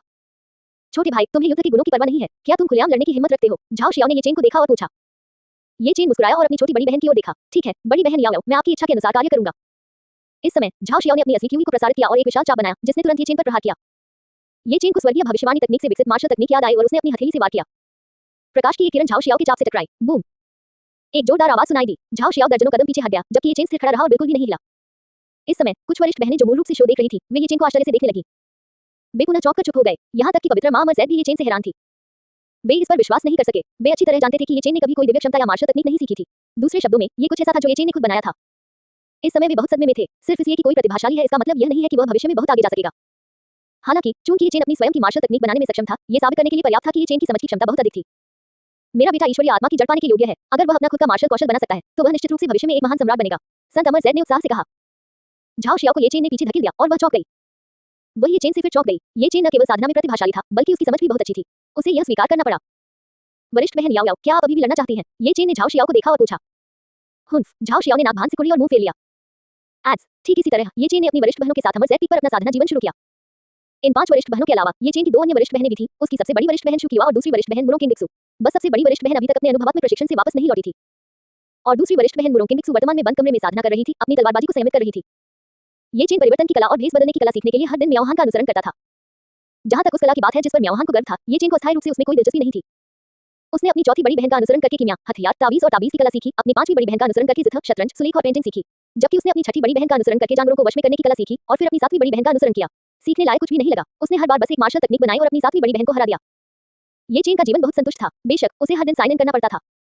उन्होंने लगातार अमर ज़ैड पैलेस में प्रवेश किया और आंदोलन तकनीक, दिव्य क्षमता, बादल आरोही कदम प्राप्त की। उन्होंने अमर ज़ैड झील में प्रवेश किया और मार्शल तकनीक औसुमेक प्राप्त की। उन्होंने 100 हर्ब गार्डन में प्रवेश किया और फाउंडेशन स्थापना अमृत प्राप्त किया। इसके अलावा उन्होंने कई साधना पद्धतियों और औषधीय अमृतों को भी प्राप्त किया। ये चेन की ताकत भी तेजी से बढ़ी। अनगिनत फाउंडेशन स्थापना अमृत के पोषण के साथ वह कुछ ही दिनों में फाउंडेशन स्थापना चरण के मध्य चरण से फाउंडेशन स्थापना चरण के अंतिम चरण तक पहुंच गया। इससे उसकी बड़ी बहन याओ याओ, जो हमेशा खुद को प्रतिभाशाली कहती थी, खुद पर शर्मिंदा महसूस करती थी। एज बाय ऑफ फ्यूचर, म्याओहान ये चेन को अमर ज़ैड शिखर के धर्मरत्न भंडार में ले आया। शास्त्र भंडार अमर ज़ैड शिखर का एक महत्वपूर्ण स्थान था। भले ही ये चेन पवित्र मां अमर ज़ैड का पुत्र था, उसे आकस्मिक रूप से प्रवेश करने की अनुमति नहीं थी। हालांकि म्याओहान के मार्गदर्शन से ये चेन शास्त्र भंडार में प्रवेश करने में सक्षम था। ये चेन को धर्मशास्त्र भंडार में प्रवेश करते देख भंडार की रखवाली कर रहे शिष्यों ने एक दूसरे की ओर देखा। अरे, क्या ये पवित्र मां अमर ज़ैड का बेटा नहीं है? वह यहाँ क्यों है? मुझे नहीं पता। वह शायद अभ्यास करने के लिए कुछ परंपरागत तरीकों की तलाश कर रहा है। आखिरकार वह पवित्र मां अमर ज़ैड का बेटा है। भले ही वह साधना न कर सके, फिर भी वह अन्य काम कर सकता है। ये चेन ने उनकी बातों पर ध्यान नहीं दिया। ये चेन जानता था कि यद्यपि अमर ज़ैड पीक का शास्त्र भंडार एक अत्यंत मूल्यवान स्थान था, लेकिन अंदर की पुस्तकें निश्चित रूप से उतनी अच्छी नहीं थी जितनी उसने साइन इन सिस्टम से प्राप्त की थी। उसने जिन साधना तकनीकों और दिव्य कलाओं के लिए साइन अप किया था, चाहे उनमें से कोई भी लीक हो जाए, वह खजाने होंगे जो पूरी दुनिया का ध्यान आकर्षित करेंगे। इसलिए यही कारण था कि ये चेन ने कम प्रोफाइल बनाए रखा। ये चेन केवल साइन इन करने के लिए स्क्रिप्चर डिपोजिटरी में आई थी। म्याओहान ने ये चेन का छोटा हाथ खींचा और स्क्रिप्चर डिपोजिटरी में चला गया। स्क्रिप्चर डिपोजिटरी में कुल 5 मंजिलें थीं। भूतल पर केवल कुछ प्राथमिक साधना तकनीकें और दिव्य कलाएं थीं। प्रत्येक मंजिल के साथ उपलब्ध साधना तकनीकें और भी उन्नत होती जाती थीं। साधना पद्धतियों को आमतौर पर 4 प्रकारों में विभाजित किया जाता था: स्वर्ग, पृथ्वी, काला और पीला। प्रत्येक साधना पद्धति को 3 प्रकारों में विभाजित किया गया था: निम्न स्तर, मध्यम स्तर और उच्च स्तर। अमर नेति पवित्र भूमि में साधना पद्धति का उच्चतम स्तर केवल उच्च स्तरीय कला रैंक हो सकता है। और ये चेन ने जिन साधना विधियों और दिव्य क्षमताओं के लिए हस्ताक्षर किए थे, वे लगभग सभी स्वर्ग स्तर से ऊपर थी। इसलिए ये चेन को शास्त्र भंडार की साधना पद्धतियों और दिव्य क्षमताओं में कोई रुचि नहीं थी। छोटी चेन, क्या आप चाहते हैं कि मैं आपको साधना तकनीक चुनने में मदद करूं? म्याओहान ने मुस्कुराते हुए ये चेन को देखा और पूछा। ये चेन की प्रणाली के बारे में उसकी मां और कुछ वरिष्ठ बहनों को भी नहीं पता था। ये चेन मुस्कुराया और कहा, वरिष्ठ बहन, क्या आप भी कोई साधना तकनीक नहीं चुनना चाहती? मैं इसे स्वयं कर सकता हूँ। ठीक है, म्याओहान ने कहा और साधना तकनीक चुनने चला गया। ये चेन को एक कोना मिल गया। उसे साधना तकनीक चुनने में कोई दिलचस्पी नहीं थी। उसने तुरंत साइन इन कर दिया। Age by of future, sign in किया। ये चेन का पहली बार स्क्रिप्चर डिपोजिटरी में हस्ताक्षर करना था। उसे नहीं पता था कि उसे किसमें हस्ताक्षर करना है और वह बहुत उत्साहित था। डिंग, मेजबान ने अमर ज़ैड पीक के शास्त्र भंडार में हस्ताक्षर किए हैं। इनाम दिव्य हाथी की नरक शक्ति है। जैसे ही सिस्टम ने बोलना समाप्त किया, अनेक मंत्र ये चेन के मन में बाढ़ की तरह उमड़ पड़े। दिव्य हाथी नरक को दबा रहा है, क्यूई के साथ आत्मा को खींच रहा है, आत्मा के साथ एक हाथी बना रहा है, एक दिव्य हाथी की शक्ति के साथ हाथ उठा रहा है। मानव शरीर में 840 मिलियन कण होते हैं। प्रत्येक कण एक दिव्य हाथी की शक्ति के बराबर है। नवंबर LBJNN। महायान क्षेत्र की साधना करते हुए एक मुक्का पहाड़ों और समुद्र को तोड़ सकता है और एक हथेली सूर्य, चंद्रमा और सितारों को काट सकती है। ये चेन मन ही मन चौंक गया। कितनी शक्तिशाली दिव्य क्षमता है। एक मुक्का पहाड़ों और समुद्र को तोड़ सकता है और एक हथेली सूरज, चांद और सितारों को काट सकती है। ये चेन ने पहले किसी दिव्य क्षमता के लिए साइन अप नहीं किया था, इसलिए वह दिव्य क्षमता मार्शल कौशल विकसित करने के लिए केवल स्वर्ग प्रवर्धन तकनीक का उपयोग कर सकता था। हालांकि विकसित दिव्य क्षमता मार्शल कौशल स्वर्ग रैंक तक पहुंचने से बहुत दूर था। स्वर्गीय प्रवर्धन तकनीक अपने आप ही दिव्य क्षमता विकसित कर सकती है, लेकिन स्वर्गीय प्रवर्धन तकनीक के माध्यम से विकसित दिव्य क्षमता मेरी वर्तमान स्थिति के लिए सबसे उपयुक्त दिव्य क्षमता है। मैं अभी नींव स्थापना क्षेत्र के अंतिम चरण में हूं, इसलिए विकसित दिव्य क्षमता बहुत शक्तिशाली नहीं है। लेकिन दिव्य हाथी नरक बल अलग है। यह एक स्वर्ग रैंक दिव्य क्षमता है। हालांकि मेरे वर्तमान क्षेत्र में मुझे नहीं पता कि दिव्य हाथी नरक बल कितनी शक्ति को मुक्त कर सकता है। ये चेन ने ज्यादा नहीं सोचा और तुरंत अपनी सार ऊर्जा पर ध्यान केंद्रित किया। वह क्रॉस लेग करके बैठ गया और दिव्य हाथी नरक शक्ति की साधना शुरू कर दी। आध्यात्मिक ऊर्जा लगातार ये चेन के शरीर की ओर एकत्रित हो रही थी। आध्यात्मिक ऊर्जा की धाराओं ने एक आध्यात्मिक ऊर्जा स्तंभ का निर्माण किया और शास्त्र भंडार में एकत्रित हो गई। इस समय बाहर खड़े शिष्य आश्चर्यचकित रह गए। स्क्रिप्चर डिपोजिटरी में इतनी आध्यात्मिक ऊर्जा क्यों प्रवाहित हो रही है? क्या ऐसा हो सकता है कि हमारी अमर नियति पवित्र भूमि से स्वर्ग द्वारा चुनी गई कोई शक्तिशाली हस्ती स्क्रिप्चर डिपोजिटरी में साधना कर रही हो? यह एक शक्तिशाली व्यक्ति होना चाहिए, अन्यथा उसके लिए इतनी शक्तिशाली आभा रखना असंभव होगा। हालांकि वे इस तरह की चीज से चौंक गए थे। ऐसा नहीं था कि उन्होंने इसे पहले कभी नहीं देखा था। कई बार जब कोई शक्तिशाली व्यक्ति स्क्रिप्चर डिपोजिटरी में सफलता प्राप्त करता है, तो वह एक शक्तिशाली आभा छोड़ता है। एज बाय ऑफ फ्यूचर, इसलिए यद्यपि वे आश्चर्यचकित थे, पर वे इसके आदी थे। शास्त्र भंडार के अंदर ये चेन ने अपनी आंखें बंद की और दिव्य हाथी की नरक शक्ति को महसूस किया। वह तुरंत उठ खड़ा हुआ। उसके सीने में बाढ़ और भयंकर जानवर की तरह आभा थी जो कभी नहीं रुकेगी। उसे इसे बाहर थूकना पड़ा। बूम, एक जोरदार आवाज सुनाई दी। ये चेन के बगल में एक अंतहीन हवा सरसराहट कर रही थी। हवा से स्क्रिप्चर डिपोजिटरी के पन्ने उड़ गए। अचानक पवित्र शास्त्र भंडार के ऊपर से आध्यात्मिक सार लुढ़कता हुआ आकाश से नीचे की ओर आया। देखना, एक शिष्य तुरंत चिल्लाया। इस क्षण आध्यात्मिक सार ने आध्यात्मिक सार का एक विशाल स्तंभ बनाया और शास्त्र भंडार में डाला गया। दिव्य प्रकाश की एक किरण आकाश से उतरी और धर्मरथ भंडार पर उतरी। शास्त्र भंडार के चारों ओर का वातावरण वसंत ऋतु की गड़गड़ाहट के विस्फोट जैसा था और वहां ड्रैगन और फीनिक्स की आवाजें भी थी। स्क्रिप्चर डिपोजिटरी के शीर्ष पर एक विशाल प्रेत छवि अचानक प्रकट हुई। इसने स्क्रिप्चर डिपोजिटरी के शीर्ष पर कदम रखा। हे भगवान, ये दिव्य हाथी की प्रेत छवि है। कौन सा सर्वशक्तिमान विशेषज्ञ ऐसी भयावह आभा छोड़ने में सक्षम है? शास्त्र भंडार के बाहर खड़े सभी शिष्य शास्त्र भंडार की ओर देखने लगे। रंबल, आकाश में गड़गड़ाहट की ध्वनि गूंज रही है। इस भ्रामक छवि ने संपूर्ण पवित्र भूमि का ध्यान आकर्षित किया। बाकी 3 चोटियों के लोग अमर ज़ैद पीक के शास्त्र भंडार की ओर देखने लगे। बुजुर्ग आसमान में खड़े होकर दिव्य हाथी की विशाल भ्रामक छवि को देख रहे थे और बेहद हैरान थे। ये है दिव्य हाथी की भ्रामक छवि। अमर भाग्य पवित्र भूमि एक ड्रैगन पैदा करने वाली है। जल्दी से वहां चलें और देखें कि दिव्य हाथी की ऐसी शक्तिशाली भ्रामक छवि बनाने में कौन सक्षम है। जैसे ही एल्डर्स ने यह बात कही, वे तुरंत अमर ज़ैद पीक के शास्त्र भंडार की ओर चले। ये चेन ने धीरे से अपनी आंखें खोली और एक लंबी सांस छोड़ी। इस समय उसे लगा कि उसका शरीर बहुत आरामदायक है और उसकी ताकत भी काफी बढ़ गई है। उसने धीरे से अपनी आभा को नियंत्रित किया और अपने चारों ओर देखा। उसने जो जगह देखी वह काफी छिपी हुई थी, इसलिए किसी को पता नहीं चलना चाहिए था। इस समय मियाओ हान ये चेन के सामने आ गया। छोटे जूनियर भाई, क्या तुमने अभी वह आभा बनाई है? मियाओ हान ने ये चेन को देखा और पूछा। ये चेन थोड़ा हैरान था। वह अपनी साधना में इतना डूबा हुआ था कि उसे किसी बात का ध्यान ही नहीं रहा। कौन सी आभा? ये चेन ने हैरानी से पूछा। तुम्हें नहीं पता, जब तुम अभी साधना कर रहे थे तो तुमने एक शक्तिशाली आभा छोड़ी। पूरे शास्त्र भंडार में एक अजीब घटना हुई। अब बहुत से लोग आने चाहिए। वे जानना चाहते हैं कि प्रेत को छोड़ने वाला व्यक्ति कौन है। मियाओ हान ने तुरंत कहा। इस बिंदु पर ये चेन थोड़ा हैरान था। दिव्य हाथी नरक बल इतना शक्तिशाली है, मैं एक बार साधना करने के बाद एक प्रेत को छोड़ सकता हूँ। ये चेन मन ही मन आश्चर्यचकित था। छोटी चेन, जल्दी से अपनी आभा छुपाओ। मियाओ हान ने तुरंत उसे याद दिलाया। ये चेन ने सिर हिलाया। एज बाय ऑफ फ्यूचर, उसने तुरंत अपनी आभा छुपा ली। मियाओ हान को इथरियल फेरी के नाम से जाना जाता था। उसकी छलावरण और परिवर्तन तकनीक दोनों ही बेहतरीन थी। और ये चेन ने पिछले कुछ दिनों में धीरे-धीरे अपनी तीसरी बड़ी बहन के भेस और छिपने की तकनीकों में महारत हासिल कर ली थी। इसलिए जब तक एल्डर्स उसकी ताकत की जांच करने के लिए उसे नहीं खींचते, वह भीड़ में छिप सकता था और कोई भी उसे नहीं देख पाएगा। इस समय तक एक-एक करके लोग बाहर आ चुके थे और उन्होंने पूरे स्क्रिप्चर डिपॉजिटरी को घेर लिया था। यहाँ आने वाले लोग केवल अमर ज़ैद पीक के शिष्य ही नहीं थे। वहाँ अमर ज़ैद पीक, तियान की पीक और शेंटी पीक के बुजुर्ग भी थे। इस समय बाहर खड़े एक बुजुर्ग ने जोर से पूछा, मुझे आश्चर्य है कि किस शिष्य के साथ अभी साधना की घटना घटी है। क्या आप बाहर आकर देख सकते हैं? हालांकि धर्मशास्त्र भंडार में किसी ने भी उत्तर नहीं दिया। ऐसी प्रतिभा के साथ हमारी अमर नियति पवित्र भूमि आपको दृढ़ता से पोषित करेगी। कृपया बाहर आएं। एल्डर ने एक बार फिर जोर से चिल्लाकर कहा। हालांकि स्क्रिप्चर डिपॉजिटरी से अभी तक कोई प्रतिक्रिया नहीं मिली। एक बुजुर्ग ने अपना सिर हिलाया और कहा, लगता है कि वह शिष्य अपनी ताकत दिखाना नहीं चाहता। इसे भूल जाओ, हम अंदर के सभी शिष्यों को बाहर निकालेंगे। अपनी ताकत से हम उसे देख पाएंगे। एल्डर ने सिर हिलाया और स्क्रिप्चर डिपॉजिटरी के शिष्यों को एक-एक करके बाहर आने को कहा। शिष्य एक-एक करके बाहर आए। मियाओ हान ने ये चेन का हाथ पकड़ा और उनके पीछे-पीछे चला। जब बुजुर्गों ने मियाओ हान और ये चेन को देखा, तो वे चौंक गए। क्या यह मियाओ हान हो सकता है? बुजुर्गों में से एक ने पूछा। इस समय एक और एल्डर ने अपना सिर हिलाया और मुस्कुराया। मियाओ हान प्रतिभाशाली हो सकती है, लेकिन वह मुख्य रूप से परिवर्तन और छिपाने की कला का अभ्यास करती है। वह इतनी शक्तिशाली नहीं है। अगर मुरो किंगक्सू और जू की युवा यहाँ अभ्यास करने के लिए होते, तो मेरा मानना है कि वे ही होते। इस समय उनकी नजर ये चेन पर पड़ी। क्या वह पवित्र मां अमर ज़ैद का बेटा है? एक एल्डर ने ये चेन को नाप कर देखा। एज बाय ऑफ फ्यूचर, ये चेन चौंक गया जब उसने एल्डर की निगाहें देखी। इस समय उसके बगल में खड़ा एक बुजुर्ग हंसा और बोला, हर कोई जानता है कि पवित्र मां अमर ज़ैद के बेटे की आत्मा की जड़ शून्य है, तो यह वह कैसे हो सकता है? इस एल्डर के शब्दों को सुनकर उस एल्डर ने अपना सिर हिलाया और उसकी नजर ये चेन से हट गई। NO12B John.C. ये चेन ने देखा कि किसी ने उस पर ध्यान नहीं दिया है, इसलिए वह चला गया। वे एल्डर्स पूरे समय शास्त्र भंडार के बाहर पहरा दे रहे थे और देख रहे थे कि कैसे शिष्य एक-एक करके बाहर निकल रहे हैं। हालांकि वहां एक भी ऐसा व्यक्ति नहीं था जिसे वे ढूंढ रहे थे। ये कैसे हो सकता है? हम उसकी आभा क्यों नहीं महसूस कर सकते? एक बुजुर्ग ने आश्चर्य से कहा। अन्य बुजुर्गों ने अपना सिर हिलाया। ऐसा लगता है कि शिष्य खुद को उजागर नहीं करना चाहता। भूल जाओ, जब तक हम जानते हैं कि हमारे अमर भाग्य पवित्र भूमि में मनुष्यों के बीच ऐसा ड्रैगन है, तब तक सब ठीक रहेगा। बुजुर्ग केवल निराश होकर जा सकते थे। ये चेन मियाओ हान के पीछे-पीछे स्क्रिप्चर डिपॉजिटरी से बाहर आ गया। इस समय मियाओ हान ने आश्चर्य से ये चेन को देखा। छोटी चेन, ऐसा नहीं हो सकता। मैंने कुछ देर तक तुम पर नजर नहीं रखी और तुम सीधे आगे बढ़ गए। क्योंकि मियाओ हान छिपने की तकनीक में एक विशेषज्ञ थी, वह ये चेन के दायरे के बारे में बहुत स्पष्ट थी। इस समय ये चेन पहले से ही कोरगठन क्षेत्र में पहुंच चुका था। किसी को ये जानना था कि कुछ दिन पहले ये चेन ने नींव स्थापना क्षेत्र के अंतिम चरण को तोड़ दिया था और अब ये चेन ने शास्त्र भंडार में प्रवेश करने के बाद वह मूल गठन क्षेत्र को तोड़ दिया। ये साधना प्रतिभा बहुत भयानक थी। हालांकि मियाओ हान को पहले से ही इसकी आदत हो गई थी। जब से छोटे कनिष्ठ भाई ने अपनी देव आत्मा जड़ को जागृत किया, तब से उसकी साधना तेजी से बढ़ गई थी। ये चेन भी बार-बार उससे आश्चर्यचकित हो जाता था। वह अपने छोटे भाई से कई बार आश्चर्यचकित हो चुकी थी और अब अंततः उसे इसकी आदत हो गई थी। ये चेन ने अपना सिर खुजलाया और मुस्कुराया। जब मैं स्क्रिप्चर डिपॉजिटरी में था, तो मुझे एक बोध हुआ। फिर संयोग से मैं आगे निकल गया। Age by of future, Miao Han अचंभित रह गया। ठीक इसी तरह ये चेन ने हर दिन अमर ज़ैद पीक पर साधना करने के लिए साइन इन किया। इसके बाद उन्होंने अपनी 5 बड़ी बहनों के साथ मिलकर शिक्षा ग्रहण की। हालांकि मुख्य गठन क्षेत्र तक पहुंचने के बाद ये चेन की साधना धीमी हो गई और उसके लिए 2 या 3 दिनों में दूसरे क्षेत्र तक पहुंचना असंभव था। हालांकि ये चेन भी जानता था कि जल्दबाजी से नुकसान होता है, इसलिए उसने ज्यादा ध्यान नहीं दिया। ये चेन ने अपनी तीसरी वरिष्ठ बहन की छिपने की तकनीक सीखने के बाद उसकी परिवर्तन तकनीक सीखी। मियाओ हान को इथरियल फेरी की उपाधि यूं ही नहीं मिली। उसकी परिवर्तन तकनीक सन मुकों के 72 परिवर्तनों के बराबर थी। इसके अलावा परिवर्तन व्यक्ति को बिल्कुल एक जैसा बना देगा, भले ही उनका स्वभाव और आवाज बहुत समान हो और उनमें थोड़ी सी भी खामी न दिखे। ये चेन की प्रतिभा आश्चर्यजनक थी और उसने इसे बहुत जल्दी सीख भी लिया। हालांकि यदि वह इसमें पूरी तरह से निपुण होना चाहता था, तो उसे अभी भी अधिक समय बिताने की आवश्यकता थी। ये चेन और उसकी चौथी बड़ी बहन ने एक साथ कीमिया की कला सीखी। कीमिया ऐसी चीज नहीं थी जिसे एक पल में सीखा जा सके। ये चेन का अमृत को परिष्कृत करने में सक्षम होना सिर्फ नींव थी। हालांकि ये चेन ने धीरे-धीरे अपनी कीमिया की नींव रखी। फिर उसकी चौथी बड़ी बहन ने ये चेन को कलाकृतियों के शोधन की कला सिखाना शुरू किया। उसने अपनी 5वीं बड़ी बहन से जीथर, शतरंज, सुलेख और चित्रकला सीखी।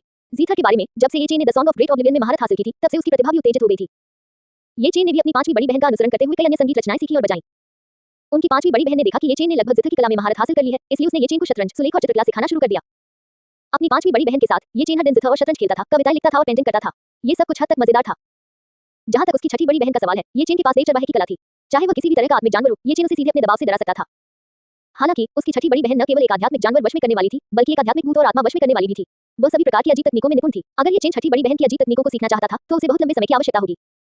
जहां तक उसकी सातवीं बड़ी बहन का प्रश्न है, ये चेन और उसने जो किया वह एक दूसरे से लड़ना था, लगातार अपनी ताकत को नियंत्रित करना। हालांकि हर बार जब उसकी सातवीं बड़ी बहन ने अपनी ताकत को दबा दिया और ये चेन के साथ लड़ाई की, तो जो जीता वह निसंदेह ये चेन था। कुछ ऐसे भी मौके आए जब उसने अपनी सातवीं बड़ी बहन की असली ताकत को लगभग बाहर ही कर दिया था। जैसे ही ये चेन साधना कर रहा था, एक खबर उसके कानों में पड़ी। उनकी दूसरी बड़ी बहन मुरोंग किंगत्सु एकांतवास से बाहर आने वाली थी। दूसरी वरिष्ठ बहन एकांत से बाहर आ रही है। ये चेन चौंक गया। ये चेन की दूसरी बड़ी बहन का नाम मुरोंग किंगत्सु था। वह तलवार चलाने में बहुत ही शक्तिशाली थी और उसकी ताकत भी अथाह थी। ऐसा कहा जाता है कि उसकी दूसरी बड़ी बहन की ताकत पहले ही आत्मा निर्माण के क्षेत्र तक पहुंच चुकी थी। अमर नियति पवित्र भूमि में युवा पीढ़ी में केवल ये चेन की सबसे बड़ी वरिष्ठ बहन और अन्य चोटियों से कुछ प्रतिभाशाली लोग ही उसकी दूसरी वरिष्ठ बहन के साथ प्रतिस्पर्धा कर सकते थे। हालांकि ताकत के मामले में वे बराबरी पर थे। हालांकि तलवार दाव उपलब्धियों के मामले में शायद कोई भी ऐसा नहीं था जो ये चेन की दूसरी बड़ी बहन मुरोंग किंगत्सु के साथ प्रतिस्पर्धा कर सके। ये चेन को ये बात गहराई से याद थी। उनकी दूसरी बड़ी बहन 10 लाख मील तक उड़ती तलवार पर सवार रहती थी। स्वर्गीय नदी में वह एक ही तलवार से नदी को तोड़ने में सक्षम थी, जिससे स्वर्ग भी चौंक गया। उसने एक बार तलवार दाव में एक अजीब घटना को ट्रिगर किया और स्वर्गीय द्वार में एक तलवार लटका दी, जिसने सभी का ध्यान आकर्षित किया। तलवार के मार्ग में उपलब्धियों के मामले में अमर भाग्य पवित्र भूमि में उसकी तुलना नहीं की जा सकती थी। कोई भी उससे आगे नहीं निकल सकता था। बात बस इतनी थी कि उसकी दूसरी बड़ी बहन का व्यक्तित्व अपेक्षाकृत ठंडा था, बर्फ और हिम की देवी की तरह। कुछ और दिनों के बाद अमर ज़ेड शिखर की पवित्र भूमि से तलवार की मंशा की एक धारा फूट पड़ी। एज बाय ऑफ फ्यूचर, तुरंत ही स्वर्ग और पृथ्वी केवल एक अतुलनीय तेज तलवार की हुई को महसूस कर सकते थे। ये चेन समझ गया कि उसकी दूसरी बड़ी बहन एकांत से बाहर आने वाली है। अन्य चोटियों के बुजुर्ग और स्वर्ग के प्रिय लोग मुरोंग किंगत्सु का एकांत से बाहर आने पर स्वागत करने के लिए अमर ज़ेड चोटी पर आए थे। एक सफेद वस्त्र पहने महिला तुरंत अमर ज़ेड शिखर से उड़कर बाहर आई। एक उड़ती हुई तलवार जिसमें पहाड़ को चीरने की शक्ति थी, तुरंत बादलों से बाहर निकली। अचानक एक ठंडी सी दिखने वाली महिला प्रकट हुई। उसके चेहरे पर ठंडक उसकी तलवार जैसी ही थी, ठंडी और खौफनाक, जिससे लोग उसे देखकर डर जाते थे। मुरोंग किंगत्सु ने किसी से बातचीत नहीं की और सीधे पवित्र मां अमर ज़ेड के सामने आ गई। इस समय ये चेन और अन्य 5 वरिष्ठ बहनें अमर ज़ेड पैलेस में मुरोंग किंगत्सु की प्रतीक्षा कर रही थी। मुरोंग किंगत्सु पवित्र मां अमर ज़ेड के सामने आया और तुरंत झुक गया। गुरु, शिष्य बंद कमरे की साधना से बाहर आ गया है। मैं आपको अपना सम्मान देना चाहता हूँ। यद्यपि मुरोंग किंगत्सु का व्यक्तित्व ठंडा था, फिर भी वह अपने स्वामी के प्रति बहुत सम्मान रखती थी। इसके अलावा वह अपने छोटे भाई और बहनों के प्रति भी बहुत सुरक्षात्मक थी। किंगत्सु, तुम पहले ही आत्मा निर्माण क्षेत्र के मध्य चरण तक पहुंच चुकी हो। इस समय संत अमर ज़ेड ने आश्चर्य से मुरोंग किंगत्सु को देखा। मुरोंग किंगत्सु बंद दरवाजे की साधना में जाने से पहले आत्मा निर्माण क्षेत्र के शुरुआती चरण में थी। अब जब वह बंद दरवाजे की साधना से बाहर आ गई थी, तो मुरोंग किंगत्सु 1 महीने से भी कम समय में आत्मा निर्माण क्षेत्र के मध्य चरण में पहुंच गई थी। उसकी शक्ति बहुत तेजी से बढ़ी थी। मुरोंग किंगत्सु ने सिर हिलाया। किंगत्सु, मैं तुम्हें एक आश्चर्य बताना चाहती हूँ। इस समय संत अमर ज़ेड ने अपने दूसरे शिष्य की ओर देखा। तुम्हारे छोटे भाई ने अपनी ईश्वरीय आत्मा की जड़ को जगा दिया है। वह अब साधना भी कर सकता है, पवित्र मां अमर ज़ेड ने तुरंत कहा। जैसे ही उसने ये कहा, मुरोंग किंगत्सु के ठंडे चेहरे पर आश्चर्य की एक झलक दिखाई दी। उसने ये चेन की ओर देखा। ये चेन ने अपनी ताकत बिल्कुल नहीं छिपाई। नतीजतन कोर गठन क्षेत्र का प्रारंभिक चरण तुरंत मुरोंग किंगत्सु के सामने प्रदर्शित किया गया। इस समय ठंडी और सुरुचिपूर्ण दूसरी वरिष्ठ बहन भी मदद नहीं कर सकी, लेकिन भावुक हो गई। बंद कमरे में खेती करने से पहले उसका छोटा भाई भी खेती करने में असमर्थ था। एज बाय ऑफ फ्यूचर, 1 महीने तक बंद कमरे में साधना करने के बाद उसका छोटा भाई पहले ही मुख्य गठन क्षेत्र में पहुंच चुका था। NOWELLBEIN.com। क्या ऐसा हो सकता है कि इस महीने के दौरान न केवल उसके छोटे भाई ने अपनी आत्मा की जड़ को पुनः प्राप्त कर लिया, बल्कि वह 1 महीने के भीतर मूल गठन क्षेत्र में भी पहुंच गया। 1 महीने के भीतर कोर गठन क्षेत्र में प्रवेश करना क्या एक भयानक साधना प्रतिभा है। इस समय पवित्र मां अमर ज़ेड ने चकित दूसरे शिष्य को देखा और मुस्कुराते हुए कहा, किंगत्सु, अब से तुम अपने छोटे कनिष्ठ भाई को तलवार का रास्ता सिखाओगे। इस दुनिया में ताकत सर्वोच्च है और तलवार का रास्ता महान दाव है। इसलिए मुझे उम्मीद है कि तुम अपने छोटे कनिष्ठ भाई को और अधिक सिखा सकोगे। हाँ, मैं उसे सिखाने की पूरी कोशिश करूंगी। हालांकि मुरोंग किंगत्सु ने ज्यादा बात नहीं की, लेकिन उसने अपनी बात रखी क्योंकि वह ज्यादा बात नहीं करती थी। ऐसा कोई भी काम नहीं था जिसका उसने वादा किया था और जिसे वह पूरा न कर सकती थी। छोटी सी बातचीत के बाद उनकी दूसरी बड़ी बहन मुरोंग किंगत्सु ने ये चेन को उस स्थान पर लाया जहां वह तलवार चलाने का अभ्यास करती थी। रास्ते में मुरोंग किंगत्सु का चेहरा अभी भी ठंडा और उदास था। ये चेन ने उसे कभी अपनी दूसरी बड़ी बहन की तरफ मुस्कुराते हुए नहीं देखा था। इसके विपरीत उसका चेहरा हमेशा ऐसा होता था कि लोग उसे हजारों मील दूर रखते थे। हालांकि ये चेन जानता था कि उसकी दूसरी बड़ी बहन एक ठंडी लेकिन गर्मजोशी वाली बड़ी बहन थी। वे उस स्थान पर पहुंचे जहां मुरोंग किंगत्सु अपनी तलवारबाजी का अभ्यास करती थी। इस समय ये चेन को अचानक एहसास हुआ कि यहाँ तलवार का इरादा घना था और हर जगह तलवार के चौंकाने वाले निशान थे। ये चेन ने तलवार के इन निशानों को देखा और आश्चर्यचकित हुए बिना न रह सका। इससे पहले उसे कुछ भी अजीब नहीं लगता था क्योंकि वह खेती नहीं कर सकता था, यहाँ तक कि जब वह अपनी दूसरी बड़ी बहन के घर खेलने जाता था। लेकिन अब जैसे जैसे उसका क्षेत्र बढ़ता गया, वह फिर से यहाँ आया और उसने पाया कि उसकी दूसरी बड़ी बहन द्वारा यहाँ बनाए गए तलवार के निशानों में सभी तलवार की मंशा निहित थी। यहाँ का महान दाव आभा निश्चित रूप से बुरा नहीं होगा। ये चेन ने आज साइन इन करना समाप्त नहीं किया था ताकि वह यहाँ साइन इन कर सके। एज बाय ऑफ फ्यूचर, छोटे चेन, क्या तुम जानते हो कि तलवार का रास्ता क्या है? मुरोंग किंगत्सु ने पूछा। ये चेन को थोड़ा आश्चर्य हुआ जब उसने अचानक अपनी बड़ी बहन की आवाज सुनी।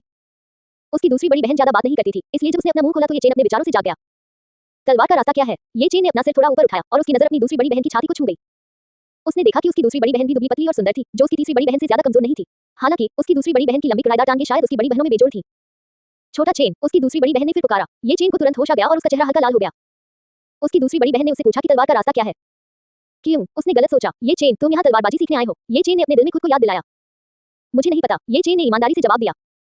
मुरोंग किंगत्सु निराश नहीं हुई। उसने ये चेन की ओर देखा और कहा, तलवार का रास्ता सरल लगता है, लेकिन इसमें महान दाव शामिल है। मैं, बड़ी बहन, अभी भी नहीं समझ पाई हूं कि तलवार का रास्ता क्या है। हर किसी का तलवार चलाने का अपना तरीका होता है। मैं तुम्हें तलवार चलाने का तरीका नहीं सिखा सकती। मैं तुम्हें केवल तलवारबाजी सिखा सकती हूँ। ये चेन ने सिर हिलाया। ठीक है, आप पहले तलवारबाजी की सबसे बुनियादी चालों से अभ्यास कर सकते हैं। मुरोंग किंगत्सु ने ये चेन को देखा और कहा। ओह, ये चेन ने सिर हिलाया। तलवारबाजी की सबसे बुनियादी चालें 13 शैलियां हैं, यानी चाबुक, belt, lift, block, strike, stab, point, break, stir, press, chop, cut और चॉप। इसके अलावा आप आज तलवार चलाने की शैली भी सीख सकते हैं। मुरोंग किंगत्सु ने कहा। वरिष्ठ बहन, क्या आप मुझे सीधे तलवार चलाने की तकनीक सिखा सकती हैं? ये चेन पहले ही मुख्य गठन क्षेत्र में पहुंच चुका था। उसने स्क्रिप्चर डिपॉजिटरी में कुछ तलवार चलाने की तकनीकें देखी थी, इसलिए वह सबसे बुनियादी तलवार चलाने की तकनीकें जानता था। इसके अलावा ये चेन ने अपनी दूसरी बड़ी बहन के एकांत से बाहर आने से पहले ही तलवार चलाने का तरीका सीखना शुरू कर दिया था। तलवार चलाने का तरीका शॉर्टकट अपनाकर नहीं सीखा जा सकता। आपको एक बार में एक कदम उठाना होगा। अगर आपकी नींव मजबूत नहीं है तो आप एक कदम आगे बढ़ने की बात कैसे कर सकते हैं? जब आप अपनी तलवार निकालेंगे और इस विशाल चट्टान को आधे में काट देंगे तो मैं आपको एक नया तरीका सिखाऊंगी। मुरोंग किंगत्सु ने कहा जब उसने ये चेन के सामने विशाल चट्टान को देखा जो तलवार के निशानों से ढकी हुई थी। ये चेन केवल हार मान सकता था। हालांकि उन्होंने अभ्यास नहीं किया क्योंकि उनके लिए एक और महत्वपूर्ण काम था और वह था यहाँ साइन इन करना। ये चेन ने अपनी सांस को शांत किया और अपने मन को एकाग्र किया। मन ही मन अपने दिल में जपते हुए साइन इन करें। तुरंत ही एक आवाज उसके हृदय में प्रवेश कर गई। डिंग। तलवार प्रशिक्षण पूल में साइन इन करने के लिए मेजबान को बधाई। इनाम है स्वर्ग रैंक उच्च स्तरीय तलवार मैनुअल। स्वर्ग और पृथ्वी की 13 तलवारें। एड्स। स्वर्ग और पृथ्वी की 13 तलवारें। कुल 13 तलवार चालें। जब महायान क्षेत्र में साधना की जाती है तो इस स्वर्ग और पृथ्वी को हिला सकती है और सूर्य, चंद्रमा और सितारों को काट सकती है। ये संदेश देखकर ये चेन हैरान रह गया। यह आकाश और पृथ्वी को हिला सकता है, सूर्य, चंद्रमा और तारों को नष्ट कर सकता है। ये तो बहुत हास्यास्पद था। तलवार संबंधी मैनुअल भेज दिया गया है। तलवार की चालें एक साथ जोड़ दी गई हैं। अब मेजबान पहली चाल सीख सकता है, स्प्रिंग थंडर। तुरंत ये चेन के दिमाग में एक संदेश आया। स्प्रिंग थंडर एक तलवार चाल थी। तलवार चाल बिजली की तरह तेज थी, बिजली की तरह। ये चेन ने चुपचाप स्वर्ग और पृथ्वी की 13 तलवारों की पहली चाल महसूस की। Spring thunder. NOLBN.C चुपचाप संकल्प दोहराते हुए ये चेन ने तुरंत अपनी तलवार से वार किया। उसके शरीर में मौजूद असली ऊर्जा एक तेज धार की तरह बहने लगी, जैसे बांध को तोड़कर एक विशाल बाढ़ तुरंत बाहर निकल आई हो। तुरंत ही तलवार की एक चमक निकल पड़ी। हालांकि घूमती हुई तलवार की नियत अतुलनीय रूप से तेज थी। छी। तुरंत ही एक ठंडी रोशनी बुझ गई। टकराना। केवल तेज आवाज ही सुनाई दे रही थी। Age by of future. ये चेन के सामने की विशाल चट्टान तुरंत दो हिस्सों में कट गई। इस समय उसकी दूसरी बड़ी बहन मुरोंग किंगत्सु ने अपना सिर घुमाया था। आवाज सुनने के बाद उसने तुरंत अपना सिर घुमाया और ये चेन को देखा। उसके ठंडे और स्पष्ट चेहरे पर आश्चर्य प्रकट होने लगा। उसने अविश्वास से अपने छोटे भाई ये चेन की ओर देखा। वह जानती थी कि ये चेन के पास एक देव आत्मा जड़ है, इसलिए वह समझ सकती थी कि उसकी साधना तेज थी। हालांकि ये चेन का तलवार के रास्ते की साधना करने का पहला मौका होना चाहिए। तो वह अचानक इतनी तेज तलवार के साथ कैसे फंस सकता है? क्या यह हो सकता है कि उसका छोटा भाई तलवार चलाने में माहिर था? डिंग। पहली तलवार सफलतापूर्वक सीखने के लिए मेजबान को बधाई। दूसरी तलवार कौशल अनलॉक हो गया है। Autumn water. ब्रह्मांड की 13 तलवारें उनके नाम के अनुसार ही थी। कुल 13 तलवार चालें थी। पहली तलवार चाल स्प्रिंग थंडर थी और दूसरी तलवार चाल ऑटम वाटर थी। ये चेन ने अपनी पहली तलवार चाल से हमला किया और तुरंत ही दूसरी तलवार चाल से हमला किया। तलवार बहते पानी की तरह क्षैतिज रूप से कट रही थी और यह अंतहीन थी। जैसे ही तलवार की चाल जारी हुई, तलवार की रोशनी की धारें शरद ऋतु के पानी की तरह अखंड और अव्यवस्थित थी। इसके बाद सिस्टम ने लगातार ये चेन के लिए ब्रह्मांड की 13 तलवार चालों को अनलॉक किया। तीसरा तलवार कौशल था किनमे, चौथा था बांस घोड़ा, पांचवा था किनफेन, छठा था मिंग्यू, सातवां था बहती बर्फ, आठवां था होमजून, नौवां था पास में, 10वां था त्यान्या, 11वां था यिनोर यांग, 12वां था अमर देवता और 13वां था कियांकुन। एक के बाद एक तलवारें चलती रहीं। पहले 4 तलवार कौशल एक छोटे से परिवार से निकले जैक की तरह थे, जो एक युवा महिला से शादी करने के लिए इंतजार कर रहे थे। लेकिन इसके बजाय वे अंतहीन प्रेम से भरे हुए थे। बीच के 6 बार प्रेम में डूबी एक महिला की तरह थे, हवा और चमकते चांद के साथ। उन्होंने एक साथ 2 या 3 आड़ू के फूल पिए। उनकी तलवार की चालें प्रेम से भरी हुई थी और उनके बाद बिना किसी पछतावे के थे। और आखिरी 3 बार एक साथ हत्या के इरादे से भरे हुए थे। तीक्ष्ण हत्या का इरादा तुरंत आगे बढ़ गया, जैसे कि एक तलवार यिनोर यांग के खिलाफ जाने वाली थी, एक तलवार अमर भगवान को मारने वाली थी और एक तलवार ब्रह्मांड को काटने वाली थी। ये राजसी और भव्य था और तलवार की चालें तीक्ष्ण थी। ये चेन के हाथ में एक के बाद एक 13 बार हुए। तुरंत ही तीखी तलवार की नियत एक प्रचंड नदी की तरह हो गई, जो परत दर परत गिरती जा रही थी। अपनी दूसरी वरिष्ठ बहन के तलवार प्रशिक्षण पूल में तलवार का इरादा हर जगह हो गया। चट्टानों पर एक के बाद एक तलवार के निशान बना दिया। इस समय उसकी दूसरी बड़ी बहन मुरोंग किंगत्सु बेहद हैरान थी, क्योंकि उसने अपने छोटे भाई को तलवार के करतब दिखाते देखा था। हालांकि जब उसके छोटे भाई ने तलवार चलाने की कला सीखी तो वे बहुत परिपक्व थी, लेकिन उनमें एक अनोखा रहस्य था। वे तलवार चलाने की कला से दर्जनों गुना ज्यादा बेहतरीन थी, जो वह आमतौर पर सीखती थी। उसका ठंडा और साफ चेहरा चौंकने से खुद को नहीं रोक सका। उसका छोटा सा मुंह थोड़ा खुला और उसका दिमाग चौंक गया। Age by of future. ये 11वीं तलवार चाल थी। ये चेन की तलवार निकल पड़ी, एक तलवार यिनोर यांग के विरुद्ध। तुरंत ही एक विशाल तलवार की रोशनी आकाश में फैल गई। तुरंत ही स्वर्ग और पृथ्वी में हलचल मच गई। यिनोर यांग अस्त-व्यस्त हो गए और आसपास के क्षेत्र में गड़गड़ाहट होने लगी। संपूर्ण अमर नियति पवित्र भूमि में एक ठंडी रोशनी प्रकट हुई। वो तो एक शिष्य ने ठंडी रोशनी की ओर देखा। ये वरिष्ठ बहन मुरोंग का तलवार प्रशिक्षण पूल है। क्या ऐसा हो सकता है कि वरिष्ठ बहन मुरोंग ने तलवार चलाने की कोई नई चाल सीख ली हो? एक अन्य शिष्य ने आश्चर्य से कहा। ये तलवार चाल वरिष्ठ बहन मुरोंग की तलवार चाल से भी अधिक शक्तिशाली लगती है। जब भीड़ बात कर रही थी तो एक सफेद वस्त्रधारी व्यक्ति अचानक अपनी उल्टी हुई तलवार पर सवार होकर मुरोंग किंगत्सु की तलवार प्रशिक्षण पूल की ओर उड़ता हुआ आया। फिर अपने सफेद वस्त्र को हवा में लहराते हुए उस व्यक्ति ने अपनी उल्टी हुई तलवार पर पैर रखा और तुरंत मुरोंग किंगत्सु की तलवार प्रशिक्षण पूल के बाहर पहुंच गया। जो अभी पास से गुजरा है वह वरिष्ठ चाचा क्यूयान तियांग की पीक के शिखर गुरु होंगे। हर कोई हैरान था। तियांग की पीक के शिखर गुरु झाओ कियांग को अमर भाग्य पवित्र भूमि में तलवार अमर के रूप में जाना जाता था। ऐसा इसलिए है क्योंकि वह अमर भाग्य पवित्र भूमि में सबसे मजबूत तलवार साधक था। उसे हमेशा ये चेन की दूसरी बड़ी बहन के बारे में अच्छी धारणा थी। शुरू में वह मुरोंग किंगत्सु को अपना शिष्य बनाना चाहता था। हालांकि अमर नियति पवित्र भूमि में केवल अमर जेपी की महिला शिष्यों को ले सकता था, इसलिए वह मुरोंग किंगत्सु इस अच्छे अंकुर को पाने से चूक गया था। अन्यथा मुरोंग किंगत्सु की प्रतिभा और उसकी शिक्षाओं के साथ मुरोंग किंगत्सु भविष्य में अमर भाग्य पवित्र भूमि में नंबर 1 तलवार अमर बन जाएगा और यहाँ तक कि उसे आगे निकल जाएगा। इसलिए झाओ कियांग ने मुरोंग किंगत्सु पर बहुत ध्यान दिया। अब जब उसने मुरोंग किंगत्सु की तलवार प्रशिक्षण पूल को इतनी शक्तिशाली तलवार की रोशनी उत्सर्जित करते देखा, उनके दिमाग के पुर्जे हिल चुके थे, तो वह मुरोंग किंगत्सु की तलवार प्रशिक्षण पूल के बाहर आ गया था। सिर्फ झाओ कियांग ही नहीं, बल्कि कई शक्तिशाली बुजुर्ग भी तलवार प्रशिक्षण पूल के बाहर आ गए थे। हालांकि अब मुरोंग किंगत्सु के लिए अपनी तलवार चलाने का अभ्यास करने का समय था। कोई भी उसे परेशान करने के लिए अंदर नहीं जाएगा, क्योंकि अगर वह लापरवाह रही तो वह पागल हो सकती है। तलवार प्रशिक्षण पूल में ये चेन ने 12वीं तलवार चाल चली। Age by of future. अमर ईश्वर। एक तलवार से अमर भगवान की हत्या। तुरंत ही महान दाव स्वर्ग और पृथ्वी के बीच बिड़बिड़ाया और एक विशाल तलवार की रोशनी आकाश से उतरी। स्वर्ग और पृथ्वी चकित हो गए। देवता चिल्लाने लगे और भूत प्रेत चिल्लाने लगे। ऐसा लग रहा था मानो ये तलवार आकाश में अमर प्राणियों और देवताओं का नाश कर सकती है और यह अतुलनीय रूप से शक्तिशाली थी। इस तलवार चाल को देखकर झाओ कियांग का शरीर थोड़ा आगे की ओर झुक गया। यहाँ तक कि वह भी ऐसी तलवार की मंशा और तलवार चाल प्रदर्शित नहीं कर पाता। बाहर खड़े सभी शिष्य अचंभित रह गए। बेशक ये चेन को नहीं पता था कि बाहर क्या हो रहा था और उसने केवल अपनी तलवार दाव का अभ्यास करने पर ध्यान केंद्रित किया। यद्यपि एक के बाद एक तलवार की चाल अत्यधिक गहन थी, हालांकि ये चेन अपने दिल में जानता था कि स्वर्ग और पृथ्वी की 13 तलवारों की शक्ति यहीं तक सीमित नहीं थी। चूंकि वह कोर गठन क्षेत्र के केवल प्रारंभिक चरण में था, इसलिए उसने जो शक्ति प्रदर्शित की उसे शक्तिशाली नहीं माना गया। यदि वह अंतर्दृष्टिपूर्ण शून्यता क्षेत्र या उससे ऊपर पहुंच गया होता, जब उसने स्वर्ग और पृथ्वी की 13 तलवारें प्रदर्शित की होती, तो उसके पास निश्चित रूप से एक दिव्य प्राणी की शक्ति होती। एक तलवार की चाल से एक अमर देवता की मृत्यु हो जाती और एक तलवार की चाल से स्वर्ग और पृथ्वी कट जाती, यह संभव नहीं था। हालांकि अब उसके लिए सबसे महत्वपूर्ण बात ये 13 तलवार चालें सीखना था। जहां तक शक्ति बढ़ाने की बात है, तो वह भविष्य में इस बारे में बात करेगा। ये चेन का दिल डूब गया। उसने अपनी क्यूई को शांत किया और अपने दिमाग को एकाग्र किया। उसने तलवार को दोनों हाथों से पकड़ लिया और तुरंत 13वीं तलवार चाल चली। एक तलवार स्वर्ग और पृथ्वी को काट डालने के लिए। धमाका। एक जोरदार धमाका सुनाई दिया। तलवार प्रशिक्षण पूल में एक तीव्र तलवार की रोशनी तुरंत उभरी। ऐसा लग रहा था कि इसमें आम लोगों के महान दाव के साथ साथ स्वर्ग और पृथ्वी की शक्ति भी समाहित थी। तलवार की रोशनी सीधे एक छोटे पहाड़ की ओर हमला करती हुई निकली। सबकी निगाहें तलवार की रोशनी पर टिकी थी, क्योंकि तलवार की रोशनी तुरंत ही एक छोटे से पहाड़ को चीरती हुई निकल रही थी। अगले ही क्षण यहां तक कि अमर भाग्य पवित्र भूमि के सबसे शक्तिशाली तलवार साधक झाओ कियांग भी अब और शांत नहीं बैठ सकते थे, क्योंकि छोटा पहाड़ तलवार से सीधे आधे में कट गया था, नीचे की ओर खिसक रहा था। बाकी सभी बुजुर्ग और शिष्य दंग रह गए। मुरुंग, किंगजू, क्या वह ऐसे दायरे में पहुंच गई है? एक बुजुर्ग ने छोटे से पहाड़ को देखा जो आधे में कटा हुआ था और बुदबुदाया। 10 साल से भी कम समय में हमारी अमर नियति पवित्र भूमि निश्चित रूप से एक और तलवार अमर पैदा करेगी। एक अन्य एल्डर ने तुरंत जोड़ा। झाओ कियांग पहले से ही अचंभित था और उसे समझ नहीं आ रहा था कि क्या कहे। उस तलवार की तकनीक का दायरा कुछ ऐसा था जिसे वर्तमान महारथी भी नहीं छू सकता था। तलवार प्रशिक्षण पूल में मुरुंग किंगजू के चेहरे पर अब वह शांति नहीं थी, यहां तक कि पहले वाली ठंडक भी खत्म हो गई थी। खूबसूरत आड़ू के फूलों जैसी दो आंखें उसके छोटे भाई को अतुलनीय आश्चर्य से देख रही थी। यद्यपि छोटे कनिष्ठ भाई ने इन 13 तलवार तकनीकों को कुशलता से प्रदर्शित नहीं किया था और थोड़ा अपरिपक्व लग रहा था, लेकिन जब तक कोई तलवार साधक था, वह इन 13 तलवार तकनीकों की गहनता को देख सकता था। इस तरह की रहस्यमय तलवार तकनीक निश्चित रूप से पृथ्वी रैंक से ऊपर थी। रुको, ये सही नहीं था। यहां तक कि पृथ्वी रैंक में भी ऐसी शक्ति नहीं हो सकती। उस स्थिति में ये तलवार तकनीक स्वर्ग रैंक थी। स्वर्ग रैंक, उसके छोटे कनिष्ठ भाई के पास स्वर्ग स्तर की तलवार तकनीक कैसे हो सकती है? उसका छोटा भाई बचपन से ही तियानजुआन महाद्वीप में पला बड़ा था और कभी बाहर नहीं गया था। यहां तक कि तियानजुआन महाद्वीप के नंबर 1 तलवार साधक झाओ कियांग भी इस तलवार तकनीक का उपयोग नहीं कर सकते थे। क्या ऐसा हो सकता है कि कोई वरिष्ठ विशेषज्ञ अमर भाग्य की पवित्र भूमि में छिप गया हो और उसने अपने छोटे भाई को ये तलवार चाल सिखाई हो? इसके तुरंत बाद मुरुंग किंगजू ने अपना सिर हिलाया। NOWELBEIN.COM, क्योंकि भले ही किसी वरिष्ठ विशेषज्ञ ने इसे सिखाया हो, उसका छोटा कनिष्ठ भाई इसे 1 महीने पहले ही विकसित करना शुरू कर सकता था। भले ही उसका छोटा भाई तलवार चलाने में प्रतिभाशाली लोगों में से एक प्रतिभाशाली था, लेकिन उसके लिए 1 महीने में इतनी शक्तिशाली तलवार चलाना सीखना असंभव था। एट बाइप ऑफ फ्यूचर, तब केवल एक ही संभावना थी, उसका छोटा कनिष्ठ भाई एक तलवार अमर का पुनर्जन्म होना चाहिए। ये तलवार चाल उसके पिछले जीवन का सबसे बढ़िया हुनर था और उसकी हड्डियों में समाया हुआ था। यही कारण था कि वह इस जीवन में इस बेहतरीन तलवार चाल का इस्तेमाल करने में सक्षम था।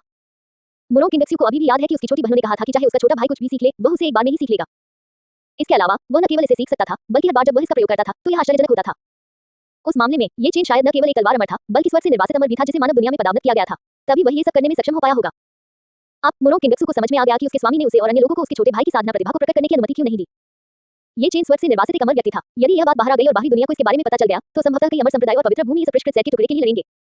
उस समय केवल उसका छोटा भाई ही खतरे में नहीं होगा। उसके छोटे भाई के कारण संपूर्ण अमर नियति पवित्र भूमि अराजकता में होगी। मुरुंग किंगजू ने सिर हिलाया। अंततः उसे अपने स्वामी के अच्छे इरादे समझ में आ गए। अंदर जाकर देखा तो कोई हलचल नहीं थी। हर कोई समझ गया कि मुरुंग किंगजू ने अपनी तलवार की चालें पहले ही प्रदर्शित कर दी थी। इस समय पवित्र भूमि के बुजुर्गों और शिष्यों ने पहले ही द्वार को घेर लिया था, जिससे पानी का बहना असंभव हो गया था। बहुत से लोग परी किंगजू की सुरुचिपूर्ण आचरण को देखना चाहते थे। उसकी तलवार ने पहाड़ की चोटी को काट दिया था। ये परी किंगजू की नदी तोड़ने वाली तलवार चाल के बराबर था। हालांकि परी किंगजू की नदी तोड़ने वाली तलवार चाल अभी भी शक्तिशाली थी, लेकिन आज उसने पहाड़ को काटने के लिए शुद्ध तलवार की मंशा का इस्तेमाल किया था। इसका मतलब यह था कि परी किंगजू की तलवार दाव उच्च स्तर पर पहुंच गई थी। इस समय शिष्य और एल्डर आकाश में उड़ गए। एट बाइप ऑफ फ्यूचर, परी किंगजू अपने चेहरे पर एक ठंडी अभिव्यक्ति के साथ आंगन में खड़ी थी। एक 8 साल का बच्चा हाथ में एक लंबी तलवार लिए परी किंगजू के पास खड़ा था। यद्यपि उस तलवार तकनीक का अभ्यास ये चेन द्वारा किया गया था, लेकिन अमर भाग्य पवित्र भूमि में किसी ने भी नहीं सोचा होगा कि ये चेन, जिसकी 6 साल की उम्र में शून्य आत्मा जड़ होने का परीक्षण किया गया था, आज इतना अच्छा भाग्य प्राप्त करेगी। मुरुंग किंगजू ये चेन की बड़ी बहन थी, इसलिए उन्हें इस बात पर आश्चर्य नहीं हुआ कि यह 8 साल का बच्चा यहाँ था। मुरुंग किंगजू ने तियांग की चोटी के शिखर गुरु झाओ कियांग को देखा और उनके पास चली गई। उसने थोड़ा झुककर कहा, मुरुंग किंगजू मार्शल अंकल कियांग को नमस्कार करती है। झाओ कियांग ने अपना हाथ हिलाया और कोमल मुस्कान के साथ मुरुंग किंगजू को देखा। किंगजू, तुम्हारी तलवार चलाने की नीयत फिर से सुधर गई है।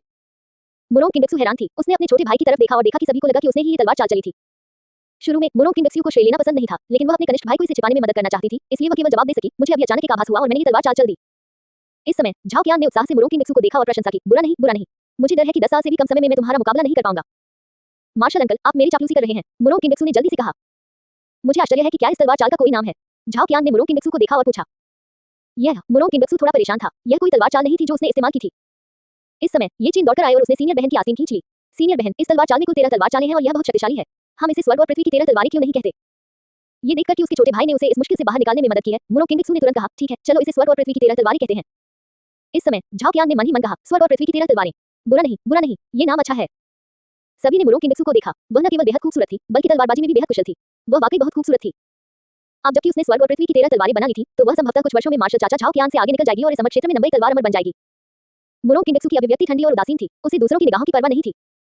जब सभी ने देखा कि मुरुंग किंगजू कितनी आकर्षक थी, तो वे भी धीरे-धीरे वहां से चले गए। इस समय मुरुंग किंगजू धीरे-धीरे अपनी लंबी और पतली टांगों के साथ बैठ गई। उसने ये चेन को देखा और पूछा, छोटी चेन, क्या तुमने ये तलवार चाल बनाई है? एट बाइप ऑफ फ्यूचर, ये चेन अपनी दूसरी बड़ी बहन की लंबी टांगों की ओर आकर्षित हुए बिना नहीं रह सका। वह ऐसी टांगों के साथ सैकड़ों सालों तक खेल सकता था। उनकी लगभग सभी बड़ी बहनों की अपनी-अपनी विशेषताएं थीं।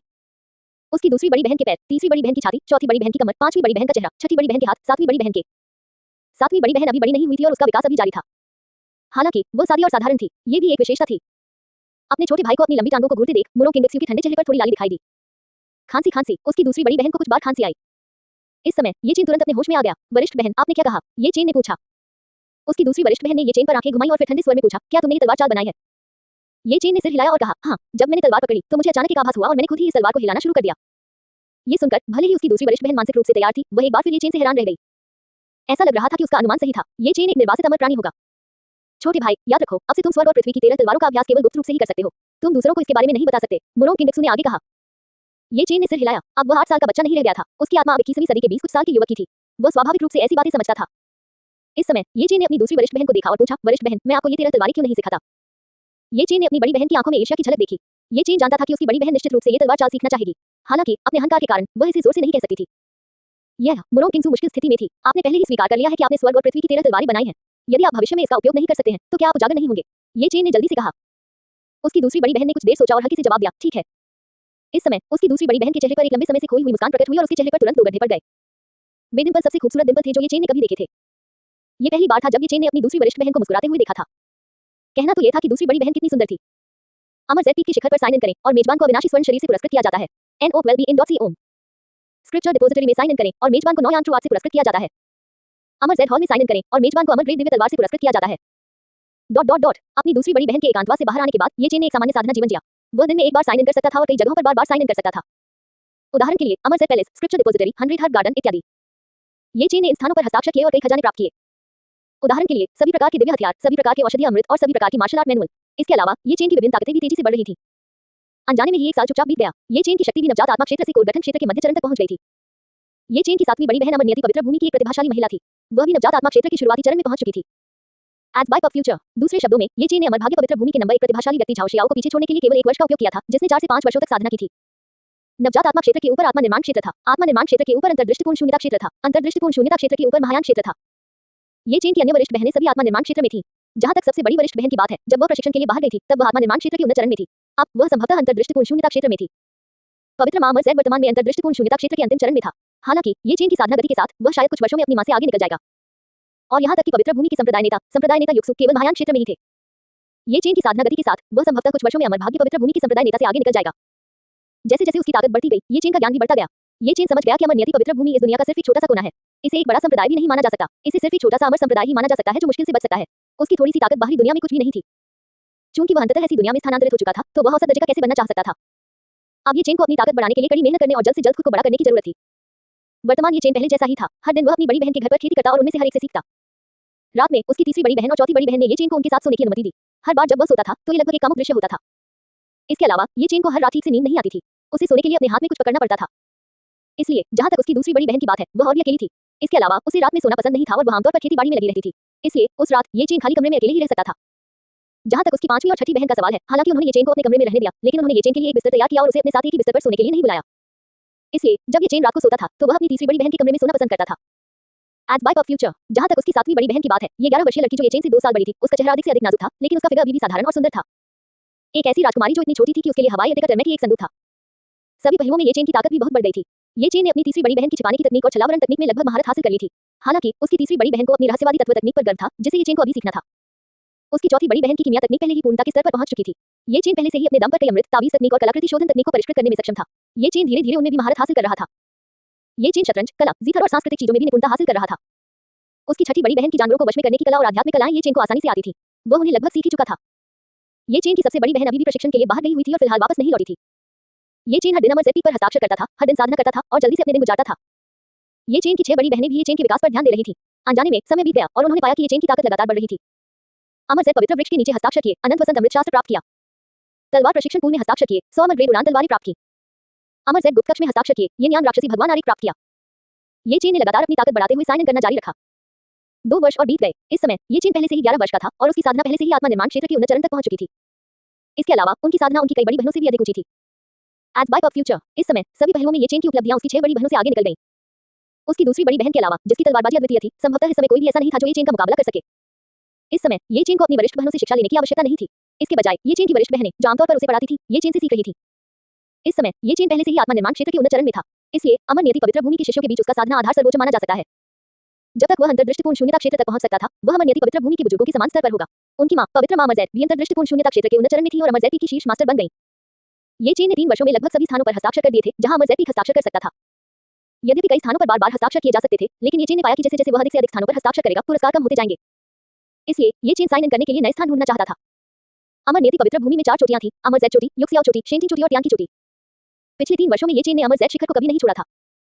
ऐसा लग रहा था कि वह हर समय अमरजैद पीक पर रहकर साइन इन नहीं कर सकता था, इसलिए ये चेन अमरजैद पीक को छोड़कर साइन इन करने के लिए दूसरी चोटियों पर जाना चाहता था। अभी ये चेन की चिपने की तकनीक और परिवर्तन तकनीक पहले से ही शीर्ष पायदान पर थी। यहाँ तक कि अमर भाग्य पवित्र भूमि के 4 शीर्ष मास्टर भी उसकी ताकत नहीं देख सकते थे, इसलिए ये चेन अपनी ताकत को उजागर करने से नहीं डरता था। ये चेन ने पहले ही परिवर्तन तकनीक सीख ली थी। अपने शरीर को हिलाने से वह 17 या 18 साल के युवक में बदल गया। फिर वह अमरजैद चोटी से निकलकर अमरजैद चोटी के बगल में शेंटिंग चोटी की ओर उड़ गया। ये चेन पहले से ही आत्मा निर्माण क्षेत्र के उन्नत चरण में था। उसके लिए उड़ती तलवार की सवारी करना और बादलों और धुंध पर सवारी करना मुश्किल नहीं था। वह बादलों के बीच से उड़कर शेंटिंग चोटी पर उतरा। उसने 17 या 18 साल के लड़के का रूप धारण कर लिया और अपनी आभा को छिपा लिया। इस तरह कोई भी उसे ये चेन के रूप में नहीं पहचान पाएगा।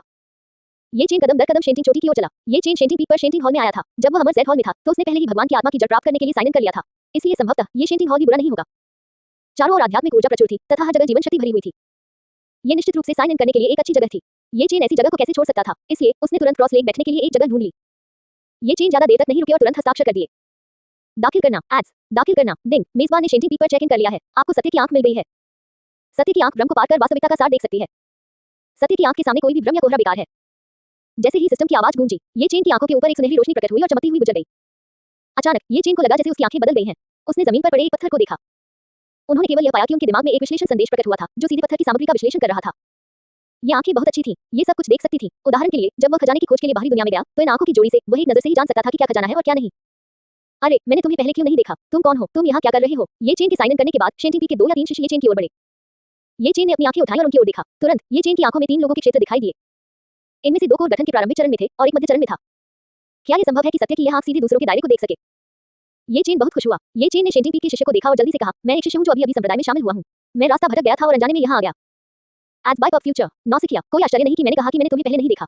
ये शेंटिंग हॉल है। आम लोगों को यहाँ घुसने की अनुमति नहीं है। तुम्हारा नौसिखिया आंगन वहाँ है। याद रखो, इधर-उधर भटकना मत। शेंटिंग पीक के शिष्य ने ये चेन के लिए चीजें मुश्किल नहीं बनाई। इसके बजाय उसने ये चेन के लिए एक दिशा की ओर इशारा किया। हाँ, ये चेन तुरंत वहां से चला गया क्योंकि वह और अधिक परेशानी पैदा नहीं करना चाहता था। ये चेन तुरंत शेंटिंग हॉल से बाहर चला गया। इस समय उन्होंने अचानक पाया कि बहुत से लोगों ने शेंटिंग पीक पर एक जगह को घेर लिया है। ये चेन करीब आया और उसने देखा कि वे एक विशाल प्राचीन स्मारक को घेर रहे थे। ये चेन को पता था कि इसे अमर भाग्य प्राचीन स्मारक कहा जाता था। इस प्राचीन स्मारक को अमर भाग्य पवित्र भूमि द्वारा कबीले के शिष्यों के लिए उनकी शारीरिक साधना का परीक्षण करने हेतु यहाँ स्थापित किया गया था। वरिष्ठ भाई किन इस बार भी नंबर 1 होंगे, एक शिष्य ने कहा।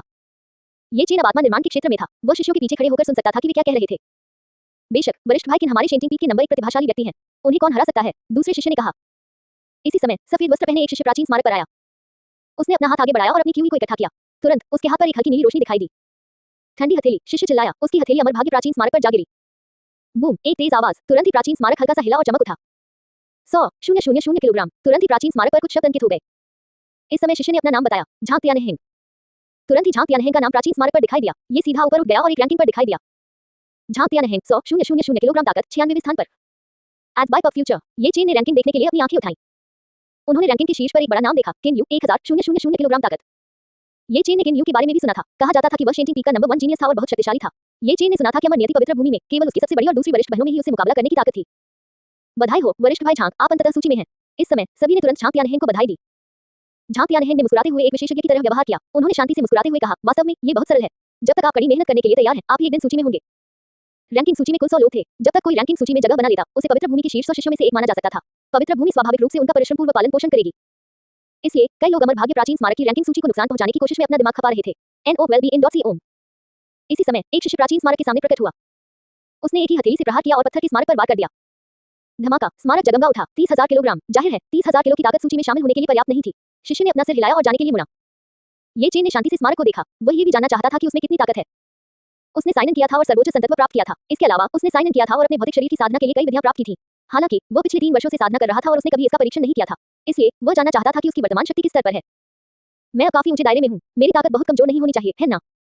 जब आसपास कोई नहीं था, ये चेन यहाँ पहुंचा। ये चेन ने अपनी दिव्य भावना को प्रकट किया और महसूस किया कि 10 मील के दायरे में कोई नहीं है। फिर वह धीरे-धीरे प्राचीन स्मारक के सामने आ गया। मुझे आश्चर्य है कि अब मुझ में कितनी ताकत होगी। ये चेन ने धीरे से कहा और धीरे-धीरे प्राचीन स्मारक के सामने चला गया। फिर वह प्राचीन स्मारक के सामने खड़े हो गए और अपना सिर ऊपर उठाकर ध्यान केंद्रित किया। उसे याद आया कि दिन के समय झांग तियानहेंग नामक व्यक्ति ने एक दिव्य शक्ति का प्रयोग किया था। ऐसा लग रहा था जैसे वह किसी दैवी शक्ति का प्रयोग करने का प्रयास कर सकता था। ये चेन ने अपनी की हुई को इकट्ठा किया और अपने मन को एकाग्र किया तथा चुपचाप अपने हृदय में दिव्य हाथी की विनाशकारी शक्ति का जाप किया। Age bike of future. फिर उन्होंने उस प्राचीन स्मारक पर अपनी हथेली थपथपाई। रंबल, तत्काल ही प्राचीन स्मारक लगातार हिलने और गर्जना करने लगा। इस समय प्राचीन स्मारक जगमगा उठा। संख्या सीधे 5 मिलियन तक प्रदर्शित। हालांकि 5 मिलियन तक पहुंचने के बाद ऐसा लगा कि यह संख्या रुकी ही नहीं। ये संख्या लगातार बढ़ती ही गई। 6 million kilogram, 7 million kilogram, dot dot dot 10 lakh kilogram. जब ये 10 मिलियन किलोग्राम तक पहुंच गया तो ऐसा लगा जैसे प्राचीन स्मारक एक महत्वपूर्ण बिंदु पर पहुंच गया हो। प्राचीन स्मारक से अचानक सुनहरी रोशनी निकलने लगी। कच। प्राचीन स्मारक तुरंत ही मकड़ी की जाली जैसी दरारों से भर गया। धमाका, एक जोरदार आवाज गूंजी। प्राचीन स्मारक बिजली का सामना नहीं कर सका और सीधे विस्फोट हो गया। ये चेन ने टूटे हुए प्राचीन स्मारक को देखा और कुछ पल के लिए स्तब्ध रह गया। उसे विश्वास करने की हिम्मत नहीं हुई। क्या उसने अपनी हथेली के एक ही प्रहार से इस प्राचीन स्मारक को चकनाचूर कर दिया था? ये जानना जरूरी था कि यह प्राचीन स्मारक कोई साधारण स्मारक नहीं था। इसे अमर नियति पवित्र भूमि के पूर्वज ने पीछे छोड़ दिया था। ये वास्तव में उसके एक ही थप्पड़ से चकनाचूर हो गया था। इस समय ये चेन को लगा कि कोई 10 मील दूर से आ रहा है। ये स्पष्ट था कि उनके परीक्षण से सनसनी फैल गई थी। ये चेन ने तुरंत बादल चढ़ने वाली सीढ़ियां ली और तुरंत वहां से चला गया। डॉट डॉट डॉट जब शेंटी पीक के शिखर स्वामी यूजेनचुन ने अमर भाग्य के प्राचीन स्मारक की आवाज सुनी तो वह जल्दी से वहां पहुंचे। शेंटी पीक के कुछ बुजुर्गों ने भी आवाज सुनी और पीक मास्टर के साथ वहां पहुंचे। दिव्य दरबार शिखर के अनगिनत शिष्य भी दौड़े चले आए। जब वे यहां पहुंचे तो उन्होंने देखा कि अमर भाग्य प्राचीन स्मारक को पहले ही किसी ने तोड़ दिया था और वह टूटे हुए पत्थरों में बदलकर जमीन पर बिखर गया था। इस समय चाहे वह यूजेनचुन हो या वे बुजुर्ग, वे सभी अचंभित थे क्योंकि वे सब कुछ देख रहे थे, अपनी आंखों पर विश्वास करने की हिम्मत नहीं कर रहे थे। कैसे संभव है? अमर नियति प्राचीन स्मारक कम से कम 10 मिलियन किलोग्राम के बल का सामना कर सकता है और वास्तव में कोई है जो इसे चकनाचूर कर सकता है? एक बुजुर्ग ने कांपते हुए कहा। एड्स शेंटी पीक पर यूजेनचुन और शेंटी पीक के बुजुर्ग और शिष्य अपने सामने टूटे हुए पत्थरों को देखकर आश्चर्यचकित हो गए और विश्वास करने का साहस नहीं कर पाए। किसी को यह जानना था कि उनके पूर्वज गुरु ने इस अमर नियति प्राचीन स्मारक को पीछे छोड़ दिया था। इसे अनगिनत वर्षों तक अमर नियति पवित्र भूमि में छोड़ दिया गया था। अनगिनत शिष्यों ने अपनी ताकत का परीक्षण करने के लिए इसका इस्तेमाल किया और यह बहुत स्थिर था। लेकिन अब ये टूटे हुए पत्थरों के ढेर में बदल गया था। मुझे आश्चर्य है कि इस अमर भाग्य के प्राचीन स्मारक को किसने तोड़ा? एक बुजुर्ग ने आश्चर्य व्यक्त किया। इस समय शेंटी पीक के पीक मास्टर ने अपना सिर हिलाया और कहा, कोई फर्क नहीं पड़ता कि वह कौन है, वह एक विशेषज्ञ होना चाहिए। सभी लोग बहुत हैरान थे। 10 मिलियन किलोग्राम से अधिक की ताकत शायद केवल उन सर्वशक्तिमान विशेषज्ञों के पास ही थी जो पहाड़ों को हिला सकते थे और समुद्र को भर सकते थे। ऐसा लगता है कि हमारी अमर नियति पवित्र भूमि में एक विशेषज्ञ छिपा हुआ है। डॉट डॉट डॉट ये चेन ने अपना सामान्य जीवन फिर से शुरू कर दिया। एनओएल बी इन डॉट। अगले दिनों में वह हस्ताक्षर करने के लिए शेंटी पीक पर विभिन्न स्थानों पर गए। बेशक वह ये सब बहुत ही गुप्त तरीके से करता था। वह लगभग हर बार अपनी आध्यात्मिक इंद्रियों का इस्तेमाल करके ये पता लगाता था कि इन जगहों पर कोई नहीं है इससे पहले कि वह वहां आए। शेंटी पीक पर प्राचीन पूल में साइन इन करें और आपको अमर दिव्य तकनीक प्राप्त होगी।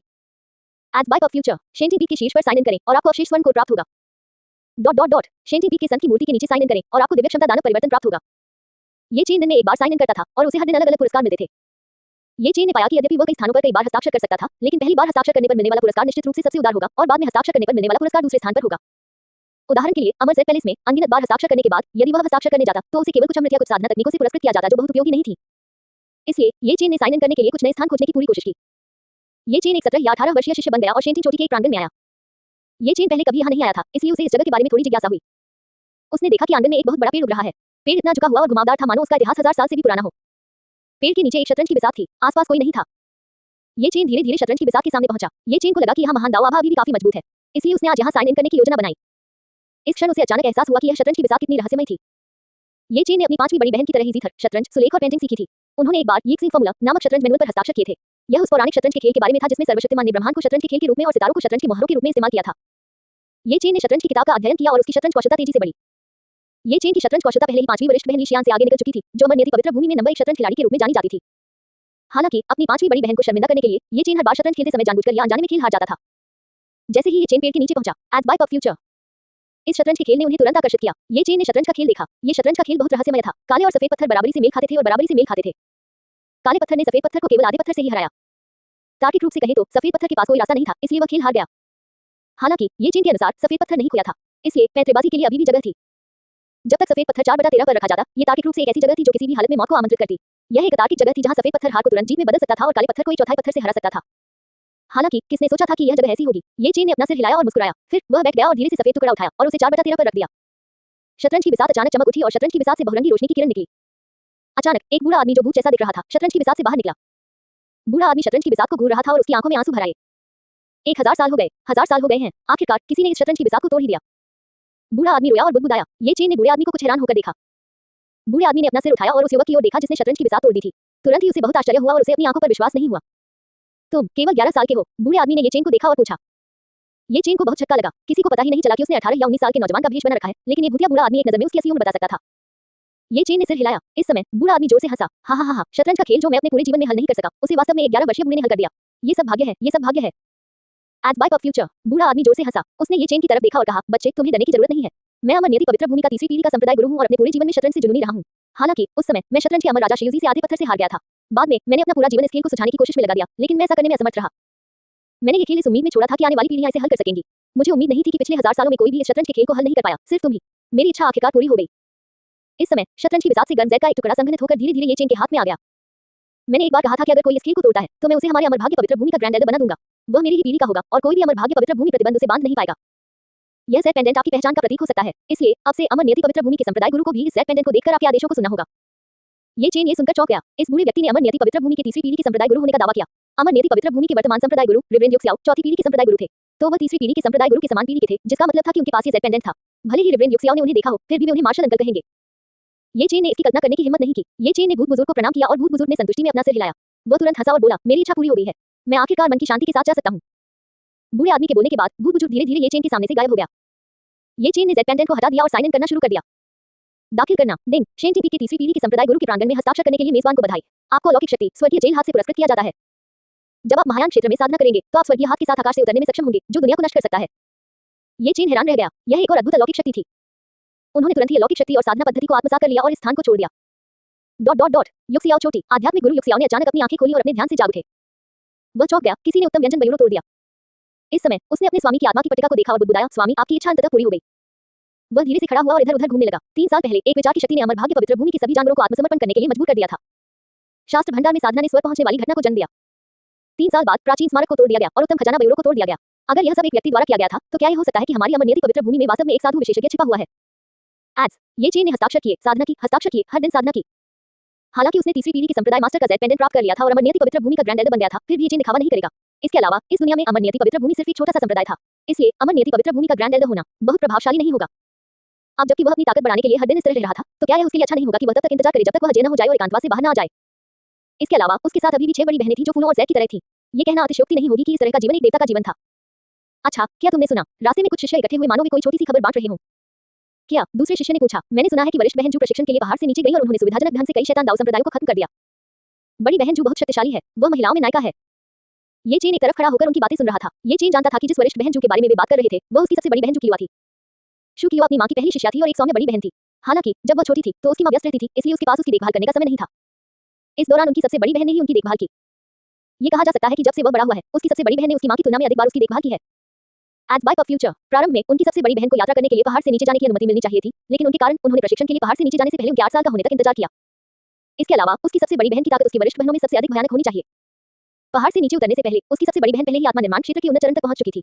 अब वह शायद पहले से ही अंतर्दृष्टिपूर्ण शून्यता क्षेत्र में एक विशेषज्ञ थी। इसके अलावा उनकी सबसे बड़ी बहन की प्रतिभा असाधारण थी। कुछ सालों में वह शायद अपनी मां पवित्र मां अमर ज़ैद से भी आगे निकल जाएगी। हालांकि दूसरी बड़ी बहन की तलवारबाजी की कला अद्वितीय थी, लेकिन ये चेन को याद आया कि एक बार उसकी दूसरी बड़ी बहन ने अपनी तलवार पर नियंत्रण खो दिया था। फिर उसकी बड़ी बहन की हल्की उंगली से ही वह अपनी दूसरी बड़ी बहन की तलवार को नियंत्रित करने में सक्षम हुई थी। उनकी सबसे बड़ी बहन की शक्ति संभवतः अमर भाग्य पवित्र भूमि के शिष्यों की युवा पीढ़ी में सर्वश्रेष्ठ थी। ये चेन ने इसके बारे में ज्यादा नहीं सोचा। अब उसे इस अमर भाग्य पवित्र भूमि में साधना जारी रखने की आवश्यकता थी। जब वह अजय हो गया तो वह अपनी सबसे बड़ी बहन के उदाहरण का अनुसरण करेगा और यात्रा करने के लिए पहाड़ से नीचे जाएगा। वह मुक्केबाजी की दुनिया में एक साधक की तरह होगा, कृतज्ञता और घृणा की भावनाओं का आनंद लेगा। क्या ये बहुत बढ़िया नहीं होगा? ये चेन अमर ज़ैद शिखर पर लौट आया। इस समय उसकी बड़ी बहन ने ये चेन को पीछे से गले लगा लिया। छोटी चेन, क्या तुम्हें अपनी बड़ी बहन की याद आई? उसकी छाती इतनी बड़ी थी कि ये चेन को ये जानने के लिए मुड़ने की जरूरत नहीं थी कि वह उसकी तीसरी बड़ी बहन थी। तीसरी वरिष्ठ बहन, बेवकूफी बंद करो, ये चेन ने कहा। क्या अब तुम मुझे अपनी पीठ पर भी नहीं उठा सकते? उसकी तीसरी बड़ी बहन ने धीरे से कहा। ये चेन का चेहरा हल्का लाल हो गया था। और ठीक है, वरिष्ठ बहन ने अभी भी आपको रहस्यवादी तत्व तकनीक नहीं सिखाई है। तीसरी वरिष्ठ बहन आपको रहस्यवादी तत्व तकनीक क्यों नहीं सिखाती? उसकी तीसरी वरिष्ठ बहन ने खुद को ये चेन की पीठ पर फेंक दिया और पूछा। यह एज बाय ऑफ फ्यूचर, यह एक गुप्त तकनीक है जिसे हमने साथ मिलकर विकसित किया है। बड़ी बहन पर विश्वास करो, इसे सीखने के बाद तुम्हारी साधना निश्चित रूप से आधे प्रयास में दुगना परिणाम देगी। उसकी तीसरी बड़ी बहन ने आगे कहा। इसे भूल जाओ, मैं भविष्य में तुमसे मुझे सिखाने के लिए कहूंगा, ये चेन ने कहा। ठीक है, जब तुम भविष्य में सीखना चाहोगी, अगर तुम्हें कोई आपत्ति न हो तो बड़ी बहन तुम्हें सिखा देंगी। उसकी तीसरी बड़ी बहन ने दुखी होकर कहा। मुझे सीनियर बहन से क्या ऐतराज होगा? मेरी नजर में सीनियर बहन एक परी है। नहीं, वो परी से भी बेहतर है, ये चेन ने तुरंत कहा। तुम बहुत प्यारे हो, उसकी तीसरी बड़ी बहन ने चिढ़ाते हुए कहा। और ठीक है लिटिल चेन, तीसरी वरिष्ठ बहन अगले 2 दिनों में कबीले के बुजुर्गों के साथ रहस्यवादी क्षेत्र में जाएगी। उसकी तीसरी वरिष्ठ बहन ने अचानक कहा। रहस्यवादी क्षेत्र, ये चेन थोड़ा हैरान हुआ। इस दुनिया में रहस्यमय क्षेत्र अक्सर खुले रहते थे। रहस्यवादी क्षेत्र में अनगिनत प्राकृतिक खजाने थे। हर बार जब रहस्यवादी क्षेत्र खोला जाता था तो हर संप्रदाय सर्वोच्च खजाने को छीनने के लिए साधकों को रहस्यवादी क्षेत्र में भेजता था। हर बार एक खूनी तूफान आता था। ये चेन को अभी भी याद है कि जब वह छोटा था, अमर नियति पवित्र भूमि ने 100 से ज्यादा शिष्यों को रहस्यवादी क्षेत्र में लाया था। अंत में उनमें से केवल 1 दर्जन ही जीवित वापस लौटे। रहस्यवादी क्षेत्र में यह अत्यंत खतरनाक था। रहस्य क्षेत्र में प्रवेश करते समय व्यक्ति को न केवल रहस्य क्षेत्र के अनेक राक्षसी जानवरों से सावधान रहना पड़ता था, बल्कि अन्य लोगों से भी सावधान रहना पड़ता था। एक साधारण व्यक्ति दोषी नहीं था, लेकिन खजाना रखने वाला दोषी था। जब किसी को कोई खजाना मिलता था तो अनगिनत लोग उसे निशाना बनाते थे और उनकी जान खतरे में पड़ जाती थी। क्या हमें जाना होगा? ये चेन ने अपनी तीसरी बड़ी बहन की ओर देखा और पूछा। उसकी तीसरी बड़ी बहन ने सिर हिलाया। ये चेन समझ गया कि उसकी तीसरी बड़ी बहन ने अपना मन बना लिया होगा। ये चेन ने उसे और नहीं रोका। उसने बस अपनी तीसरी वरिष्ठ बहन की ओर देखा और मुस्कुराते हुए कहा, ठीक है वरिष्ठ बहन, मैं तुम्हारे वापस आने और मुझे रहस्यवादी तत्व तकनीक सिखाने का इंतजार करूंगा। इस समय उसकी तीसरी बड़ी बहन के चेहरे पर मुस्कान आ गई। ठीक है, N O well be in dot com. At by of future, उनकी तीसरी बड़ी बहन चली गई। पलक झपकते ही 3 महीने बीत गए। ये चेन ने अपना साधना जीवन जारी रखा। इन 3 महीनों में ये चेन ने आत्मा निर्माण क्षेत्र के मध्य चरण से आत्मा निर्माण क्षेत्र के उन्नत चरण तक सफलतापूर्वक प्रवेश किया था। एक बार जब वह आत्मा निर्माण के क्षेत्र में पहुंच गए, तो वहां से जल्दी से बाहर निकलना इतना आसान नहीं था। हालांकि ये चेन ने 3 महीने में एक क्षेत्र आगे बढ़ा लिया था। इस तरह की गति ऐसी थी जिसे लगभग कोई भी हासिल नहीं कर सकता था। दिन मेजबान ने शेंटिंग पीक पर क्लियरवाटर तालाब में साइन इन किया है। इनाम है सर्वोच्च दिव्य कला, शाश्वत वसंत वसूली। अनंत वसंत पुनर्प्राप्ति का उपयोग न केवल स्वयं पर बल्कि दूसरों पर भी किया जा सकता है। चाहे जो कितनी भी गंभीर क्यों न हो, उसे ठीक किया जा सकता है। जब तक सांस बची है, उसे ठीक करके उसकी मूल स्थिति में वापस लाया जा सकता है। जितनी गंभीर चोट होगी, उतनी ही अधिक ऊर्जा खर्च होगी। ये चेन थोड़ा हैरान था। उसे उम्मीद नहीं थी कि वो साइन इन करके इतनी शक्तिशाली कीमती कला प्राप्त कर लेगा। इस प्रकार की दिव्य कला के साथ क्या एक खेल में गीली नस के बराबर नहीं था। वेट नस की बात करते हुए ये चेन को अचानक अपनी तीसरी बड़ी बहन का ख्याल आया। आखिरकार वो छाती में इतनी बड़ी थी। जब वेट नस शब्द का उल्लेख किया गया, तो कोई भी गलतफहमी से बच नहीं सकता था। उसकी तीसरी बड़ी बहन 3 महीने के लिए चली गई थी, इसलिए अब तक वह वापस आ गई होगी। कुछ दिन बीत गए, अंततः खबर आ ही गई। ये चेन ने सुना कि रहस्य क्षेत्र की ओर जा रहे साधक वापस लौटने लगे हैं, लेकिन इस बार अभी भी कई लोग हताहत हुए थे। 100 से अधिक लोग गए थे, लेकिन केवल 1 दर्जन लोग ही वापस लौटे थे। ये चेन थोड़ा चिंतित था, लेकिन उसकी तीसरी बड़ी बहन को इथरियल परी के नाम से जाना जाता था। उसके भेस बदलने और छिपाने की तकनीक दोनों ही बेहतरीन थी। इनके अलावा उसकी तीसरी बड़ी बहन की ताकत भी खराब नहीं थी, इसलिए उसे खुद की रक्षा करने में सक्षम होना चाहिए। वे वापस आ गए हैं, वे वापस आ गए हैं। इस समय ये चेन ने अचानक एक शिष्य का संदेश सुना। ये चेन तुरंत अपनी वरिष्ठ बहनों का स्वागत करने के लिए पहाड़ी द्वार के सामने गया। जो लोग वापस आए वे सभी निराश थे। ऐसा लग रहा था कि इस यात्रा में उन्होंने पैसे खो दिए हैं। हालांकि ये चेन को उनकी परवाह नहीं थी। ये चेन को केवल अपनी तीसरी बड़ी बहन एन म्याओहान की परवाह थी। इस समय ये चेन को एहसास हुआ कि हालांकि उसकी तीसरी बड़ी बहन वापस आ गई थी, लेकिन वह गंभीर रूप से घायल और बेहोश थी।